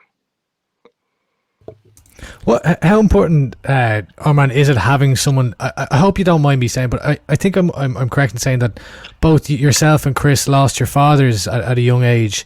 Is it really important to have someone, you know, like Chris in Ireland, you know, to be that kind of older, you know, that male figure to help you in life? It's like, I think like the way I think is a little bit like, let's say a normal lad who's my age, I think he thinks a little bit different than me, just because like I was growing up very different. And I think the good thing is Chris understands me very well, you know. So yeah, just like, and he's like a big brother to me. So that's, yeah, it's a great thing, you know. And like, I feel like my brother in Finland, his name is Ali, and like Chris, like when we meet up, it's like I'm actually blessed, you know. Like I lost my father, but like I have my brother, and I have Chris Fields. He's like actually like my big brother. So I'm pretty blessed, you know. And like I think Chris understands me very well because of like he's so experienced in everything. So yeah. So to, I guess, move things on to, I guess, your upcoming fight. So you're signed to fight Jack Dedemes, I'm gonna say. And have you watched much on him, and how do you think that you fare up in that matchup? Yeah, I saw his fight. I think he fought somewhere in the UK. I don't know what the show is, but yeah, it doesn't matter. He's some guy. I think he's jiu-jitsu guy, like grappler. he had a K1 fight, I think, earlier. Yeah, I like. Yeah. What was the question? You've a smile on your face there. Look, I'm looking at his record here, and I know the way Team KF think. And he's fought Will Cairns, who they don't even show his record anymore in Topology, and he's fought Craig Allen, who's 5-51. What do you look at that? What do you see when you look at someone who's a record like that? You know what? That's a funny thing, because like when I see that, I don't actually like. I'm still gonna train hard. Like I'm always training hard. It doesn't even matter, because it's just not for him, for everybody, like I'm not just training just for him. I'm just training for the next one. So when I see that, yeah, it's a little bit funny actually, but like I think he hasn't faced anyone. No, obviously he hasn't faced anyone like me. I'm pretty good at what I do. So and like, look at my last opponent. He was a black belt, 4-time jiu-jitsu world champion. So what's he's gonna bring? Just like, what is he gonna do? Yeah. Okay. See you. That's when you live in the gym. Yeah. But like, I'm still, yeah, he's a jiu-jitsu guy basically.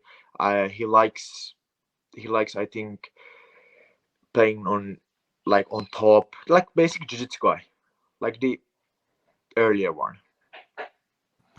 Do you want to go in and kind of stand and bang with him and kind of get him out of there early? Are you happy to kind of get maybe a few minutes under your belt for experience, or what way do you think we're going into fight, or do you maybe just go with the flow, see what happens?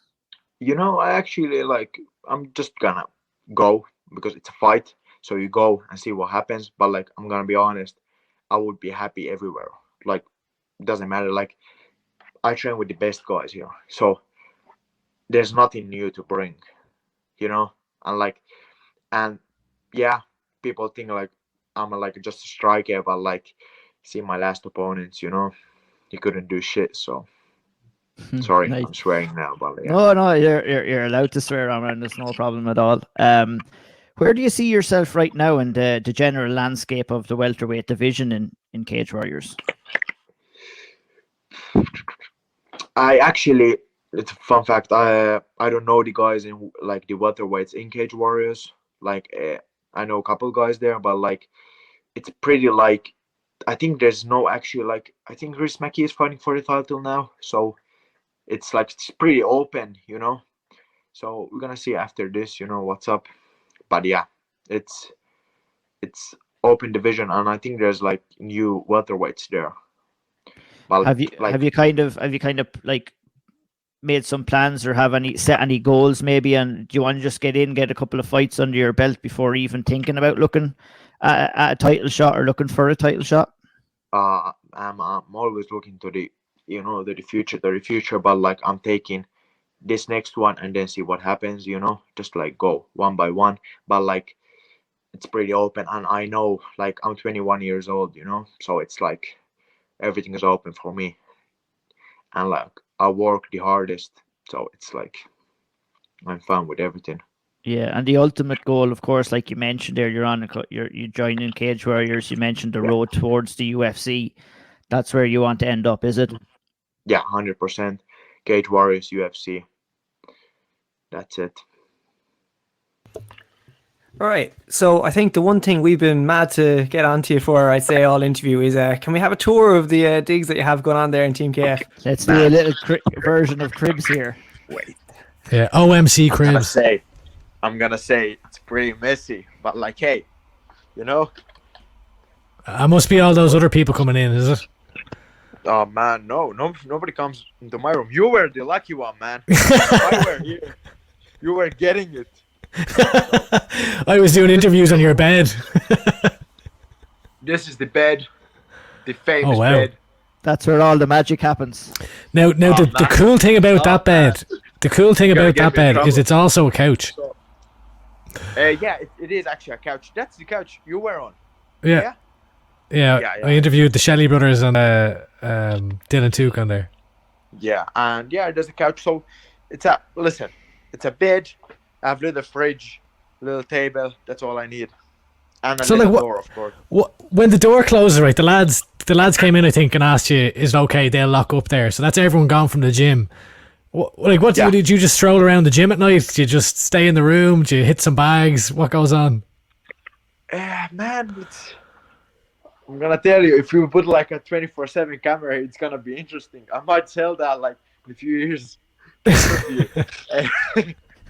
I just chill here, just chill, do my thing, and I might do some training, might do pads. Everything is near here, I'm just 5 seconds away from the gym, so it's not bad.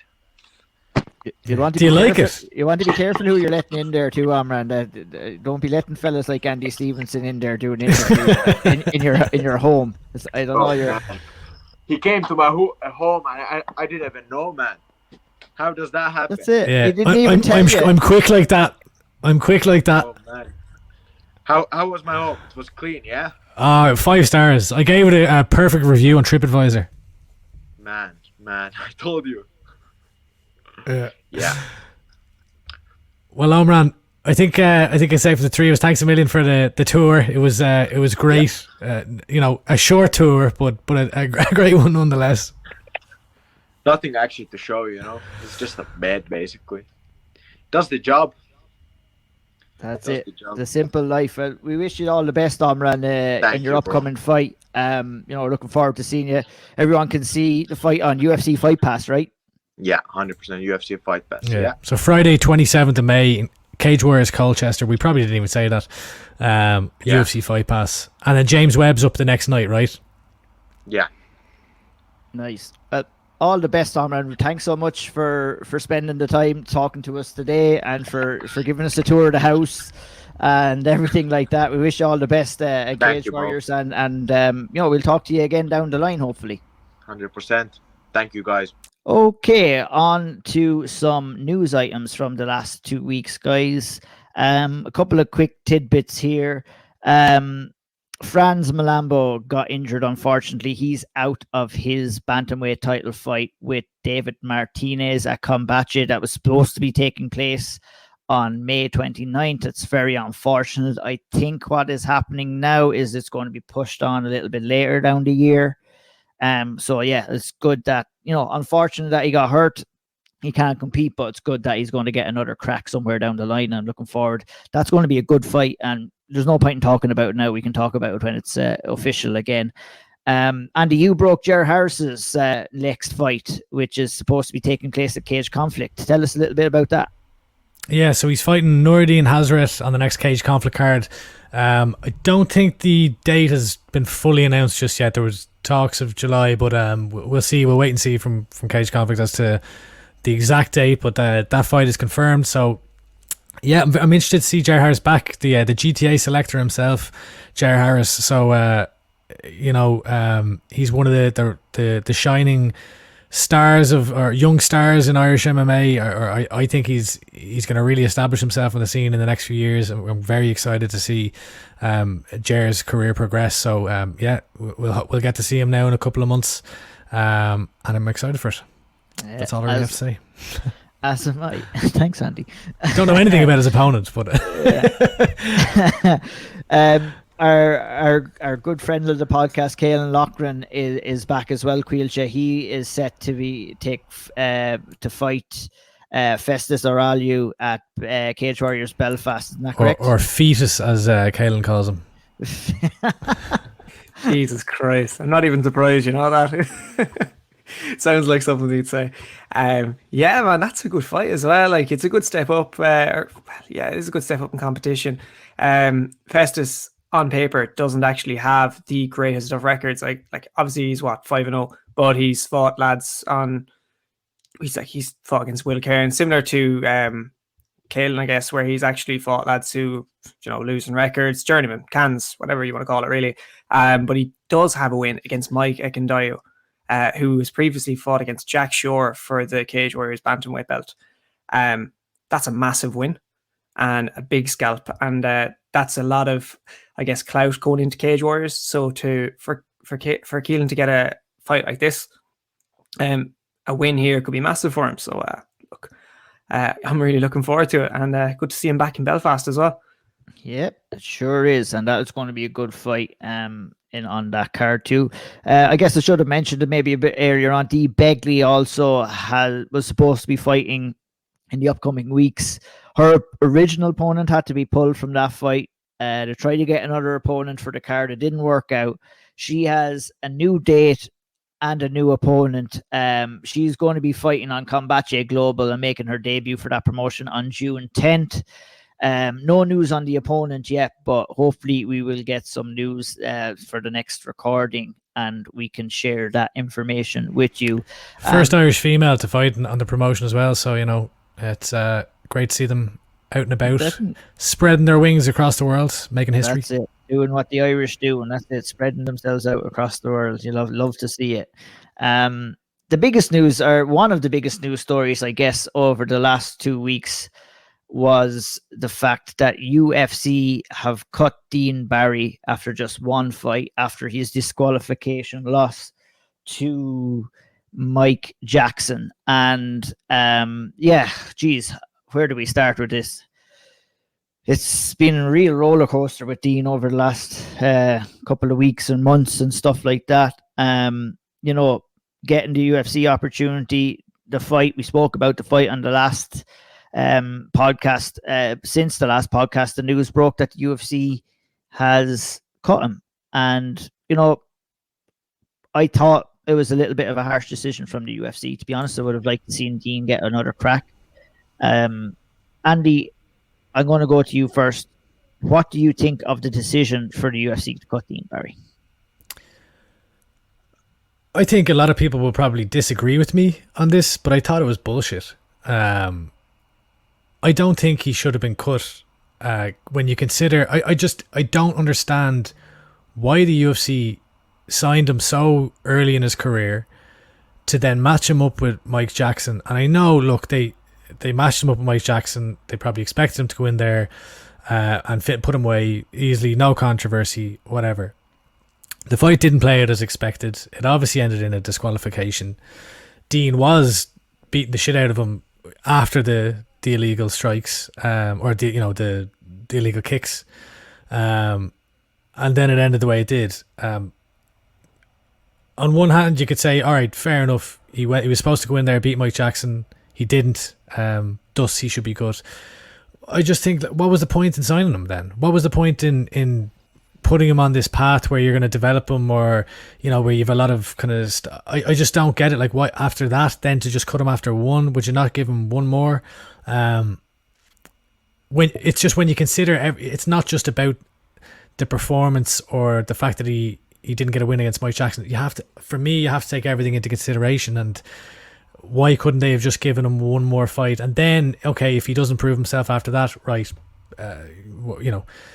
you part ways. It doesn't make a lot of sense to me. But a lot of people would messy argue situation. Yeah. It's a very messy situation overall, and I mean, there was a bunch of reaction and stuff and this and that online, but I mean, the ultimate decision for me to cut him at this stage, it didn't make sense to me either. It didn't make sense. And I know people lose situation here. Like, it was a lose-lose. If he won, everyone's like, oh, you should have won. If you lost, we saw what happened there. And then he gets caught. It's a weird one. Like Andy said it perfectly there. It's like, I agree with you, Andy. I'm surprised he was cut. I thought he'd get at least one more fight in the UFC. But it's amazing. I was very the last episode of the podcast, I was very harsh in his performance. But it was fair criticism, Andy. But in my opinion, and he said it himself as well. He didn't perform up to standards there. But think of it as any other fight. Even with Rhys McKee, it didn't go well. He still got another chance. Now I'm not trying to compare what the Hamzat Chimaev to Mike Jackson. To Mike Jackson, or the level of fight that they had either. But I mean, take opinions out of it, take emotions out of it. For me, I think he deserved another crack as is, and it's not saying that he won't get another crack sometime down the line as well. He's already come out and said that he is going to be competing again in another few weeks. I know that he has an interview coming out with Sean Sheehan this week as well. That'll be worth checking out, where he shares his thoughts and opinions on the cut, and kind of lets everybody know what the future holds and what's the plan is. So, I mean, I don't think the door is completely shut on him returning to the UFC. I just thought that the whole situation, the fight itself, the way it was set up, and then in the aftermath, how he was cut, I thought it was very badly handled. And but we'll see what happens. I mean, Caoilte, is he doing, in your opinion, do you think Dean is making the right decision by getting back in there and looking to try just put all that in the rear view mirror and get a win? Guess the reaction for any fighter that coming off a loss would be to get back training and get a fight in and try and bounce back from that. That's what I would expect for a fighter to do, really, especially after such a tough loss like that, and the circumstance as well. Like, you go in, if you're fit, healthy, and you had and that's how it ends. You want to get that away from your mind as soon as possible. So if you're going to book a fight, and that's fair play, get in there, try and bounce back and get back to where you want to be. It's a good reaction to have, like, to be active again. Yeah, I mean, he has to get back in there, right? Like, I mean, the whole narrative going into everyone's criticism was around the fact that he hadn't had as many fights getting in here. So, you had an opportunity. You've seen that with other, like, the amount of fights I really think is a little bit irrelevant, because we do see it back. If it was 5 or 10 years ago in the UFC, perhaps, but we are seeing a lot of fighters getting taken on early on in their career. That's what the UFC are doing right now. Yeah, but so the point I wanted to make was that, like, it's kind of it's a less traditional, it's a more unconventional path in. Whereas now, okay, just go and rack up some wins, and go the conventional way and win and keep winning and get back there. So. Like, I'm interested to see what's next for Dean. There's a lot of criticism online. There was it was messy after the. For once, it wasn't on your Instagram comments. Yeah, and you weren't causing any trouble this time. For a change. No, but like. Yeah, oh jeez, I don't even know if you want to open that kind of worms. Some of the reaction was, I'll say it was ridiculous. Some of the reaction when we're getting to a stage where you have media members looking to call him out for fights and stuff like that. That's not the way to go.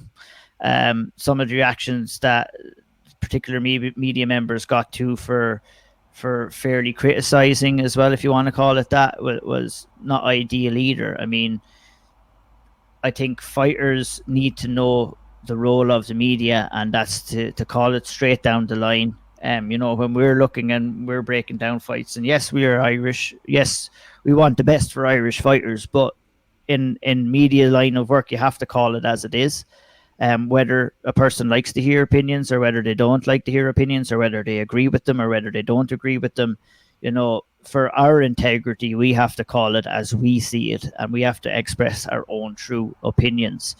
And, it works both ways. I mean, for fighters have to be able to deal with certain criticisms and also deal with praise that comes their way as well. But the media members themselves have their own responsibility, and there's a correct way of doing things and there's an incorrect way of doing things if you're a media member. So that's up to everybody to make that decision for themselves. But I mean, I couldn't believe some of the reaction and some of the things that were said out there in the aftermath of Dean's release. So, I mean, that's my opinion on it. I'm not sure if anybody else has anything to add. Yeah, I got a bit out of hand. It was just crazy. Like, going both ways. I think I saw Peter Carroll put up a great post, just kind of highlighting, like, a fighter's I don't know if role is right thing. It's not all about fighting. Like, if you're gonna end up fighting on worldwide television in front of millions of people, you're gonna have millions of opinions. You're gonna have media outlets covering you. You're gonna have everything that entails with being a professional sports person, and that also means there's going to be opinions of you. There's going to be coverage of you. And you have to deal with that, and you have to deal with that in a professional manner.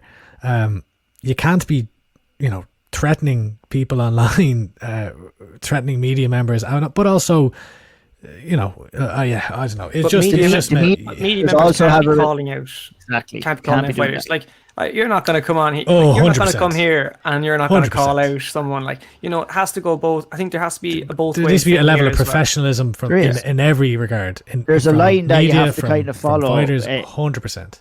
Yeah, I think mean, that's- sorry, I guys, think go ahead. where we like one thing to, I guess, maybe a bit of a different way to look at the subject would be how we've broken things down over the last 2 weeks, right? So I feel as though we were critical. I think we were critical in here at the moment. We were critical last week, and not last week, 2 weeks ago. When we were critical there, it was fair. It wasn't, and it was our opinions. And I feel like we were quite good in being critical, but also calling as it is. But if we got a reaction, our reaction wouldn't be to just go on the attack back straight away, because that you shouldn't do that. And you know, we both have two different roles. Fighters have the roles of fighting, and we have the roles of media. We shouldn't be looking to cross into their world to start fighting them, and they shouldn't be looking for us to come into their world to start fighting them. A line needs to be drawn there, and I think it's been crossed.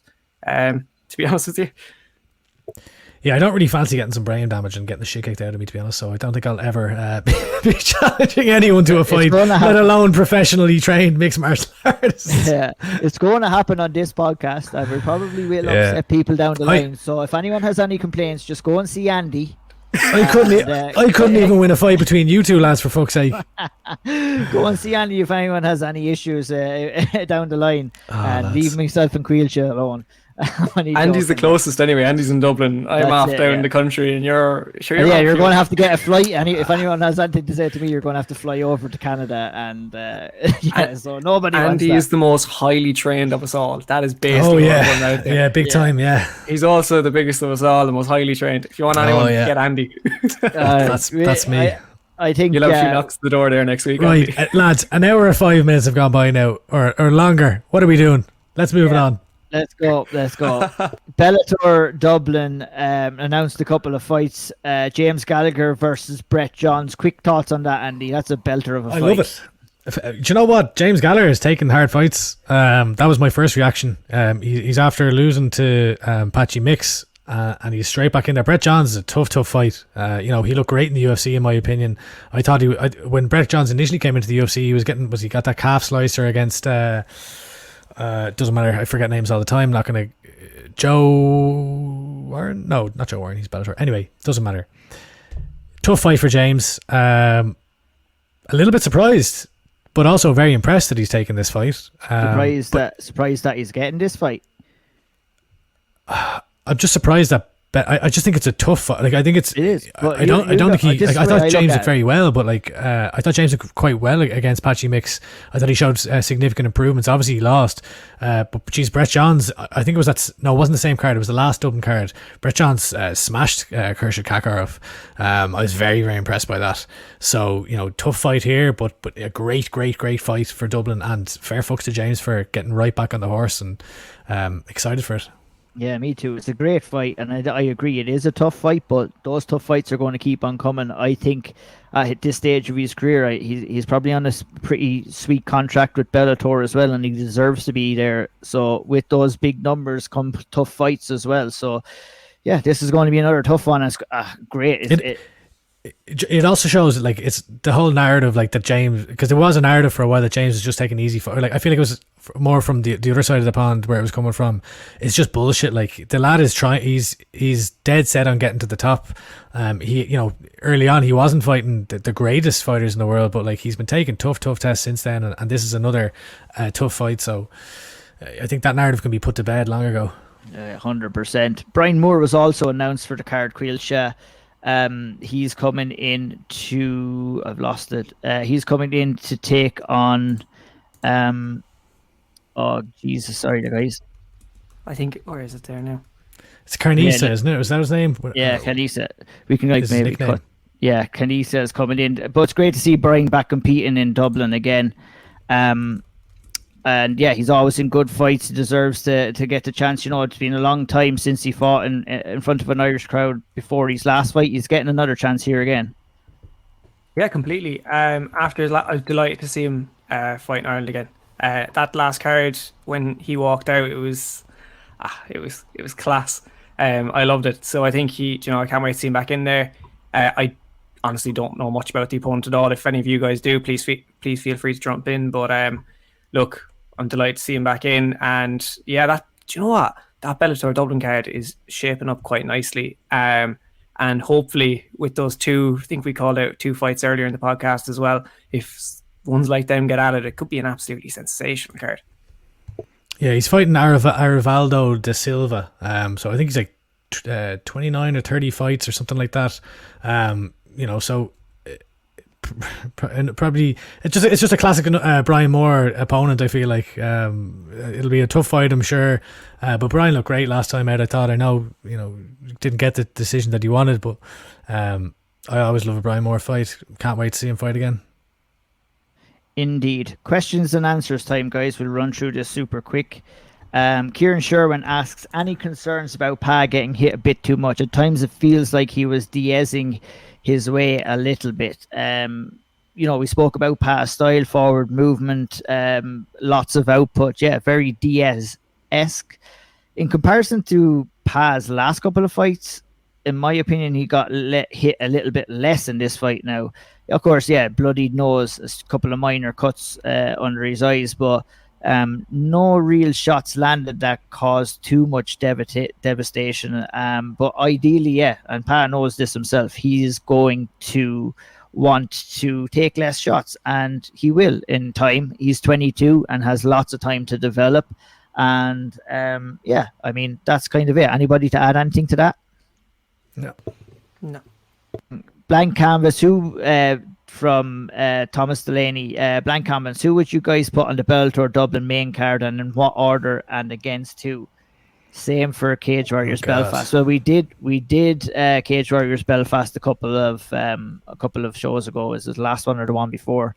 Andy, go for it real quick. Who would you like to see on it? Like, it's pretty much set in stone already, isn't it? Yeah, I mean we've got Peter Caoilte versus Benson Henderson, so that's got to be up there. Maybe Co-Main. I mean, Melvin Manhoef versus Yoel Romero. Cracking fight. The thing is, I don't know how you manage the Irish cards have changed recently. It used to be, or I feel like it started where there was kind of not really. There was high 2 main profile. cards, wasn't there? Before? Yeah, like there was different cards, or like there weren't as many. Now that there's so many Irish, and not only Irish, but Irish in prominent kind of positions in the divisions and things like that, it's weird when you don't know where to have it. Obviously, it made sense for Mousasi to headline the last one. There was a title involved. If there's, I don't know if there will be a title fight in this one. It's looking like no so far, I would say. Do you give does James Gallagher headline against Brett Johns, or would you have Melvin Manhoef? No, it's got to be Irish, have right? an Irish person in But the head. I know. But do you though, Peter Queally when there's no was title? saying, wasn't Peter Peter Queally Queally saying on the Zoom call that they're hoping to put a title shot in there on the Dublin card as well, or a title fight? I mean, sorry. Could you bring? Oh, I don't know. You could do anything. You could do another Mousasi kind of Vanderfort style fight and not have it any. You couldn't, like, you mightn't have. Can Sinead Kavanagh get healthy in time? Can she go against Cyborg? I don't think she's going to be ready in time. Yeah, I don't know. Look, we're probably not going to be able to answer this one fully, but you already have James versus Brett Johns. You have Peter Caoilte versus Benson Henderson. You have Yoel Romero versus I fucking forget names all over the shop. Melvin Manhoef. You have Brian Moore, maybe main card for that, maybe kind of top of the prelims. It's hard to say. Charlie Ward versus Fabian Edwards. That's the one. Yeah, give me that one. I don't really know apart from Perfect. We'll come back. Like, I mean, that card is still months away, Yeah. so we'll kind of talk a little bit more about it. We did get Belfast a little while ago, so we won't go through that again. Thomas asked, at the end of his career, how cool is it to see Charlie Ward evolve his game, where as before he'd stay standing and banging, but now it's to quote Thomas, "Fuck it, I'll take you down and smash you." It's good to see, like I mentioned that kind of when we were talking about Charlie's fight, it's good to see him kind of making those progressions in his career, isn't it, Caoilte? Yeah, we kind of, I guess we spoke about this quite a bit earlier. So it's great to see the progression, and I guess that just shows the different dimensions. And he's not just a striker; he's able to take lads down, and lads who are grapplers as well, lads who come into this that we expect to be grapplers, and just absolutely smash them. I feel like he has been doing this the last couple of fights here. I don't think this is just new to this fight. Like it was, he beat Justin Moore via ground and pound. I think it was the Manzolo one. He completely dominated over 3 rounds, and that was primarily grappling as well. Like he has shown this a number of times over the last while, but it's great to see as well. But yeah, I don't think this is it's completely new either. Mm-hmm. Last one from Thomas. What advice would you give to Leech Diaz going forward? He's talking about Pahlad Khan. Just stay doing what you're fucking doing, and that's it. I mean, stay developing, stay fighting, stay winning, and that's what he should be doing right now. I think that's about as much as the advice I could give to him. Let's move on to the next one. Katie Hunter, who or what is next for Nadine Abisa? Whatever the fuck she wants. Exactly. So, it's more than likely going to be the Euros, isn't it, Caoilte? Maybe a couple of fights before it. Yeah, I imagine there's probably some space between the Euros whenever they're going to be. So for her to get one more fight in, I think that Chanel Dyer fight was scheduled, but on the most recent card that I saw from Declan Kenna, that wasn't on it. So look, that could be one down the line at strawweight, but it'd be great to see her get someone atomweight again. But the one I'd be looking at is we need closure. Need the 2 best atomweight amateurs in the world. Need Nadine Abisa and Magdalena Chaban. That fight has to happen, and I hope it happens at the Euros, but I don't care. I'll see it wherever, and that is the fight that I want to see, and that will determine for me who is the best atomweight amateur in the world. 100%. Sounds good to me. Yeah, Wayne Cooney kind of added under that comment that he reckons she'll definitely be the next female out of Ireland heading to the UFC. She's very impressive. I would argue her. I think Shauna Bannon is there as well. I think Shauna, if she stays going the way she's going, she'll definitely be hitting up the UFC in no time. Shauna Bannon is my number 1 pick for the UFC. Absolutely. I mean, she's 29 now. She's a lot. She's older. She's further ahead in her career as far as being in the pros. But as we talked about earlier on, a great crop of talent. But look at Josephine Knutsson from Sweden. She's only 3-0, and she's on that road to UFC at the moment. Like, if you're looking at people that are developing that fast and going to the UFC so early on, I wouldn't be surprised if Shauna Bannon gets it by the end of maybe this year, next year. Yeah, 100%. Like, I mean, there's avenues to get into the UFC, like we spoke about earlier on. You know, you have Contender Series, you have the new road to the UFC, and you know what? If you put up another a good few wins together, you could just get a direct call up either. So there's plenty of avenues there. But I would be saying Sean is definitely leading the way on that. Jamie Abisa asks, is Nadine Abisa the greatest amateur fighter of all time out of Ireland? Good question, Jamie. And Caoilte, you're the man to answer this, man. You're just give it to throwing us. me in it. I'm gonna have to sit in the fence on this one. She's on a good path. Go on, whip out your topology database there and go through the history of Irish amateur fighters. Irish amateur fighters and see who's at all. She's definitely up there. Like, especially in this year alone, she's had a phenomenal year so far, and she has plenty more time to build on that. So she's definitely on the road to becoming one of the greatest amateur fighters of all time.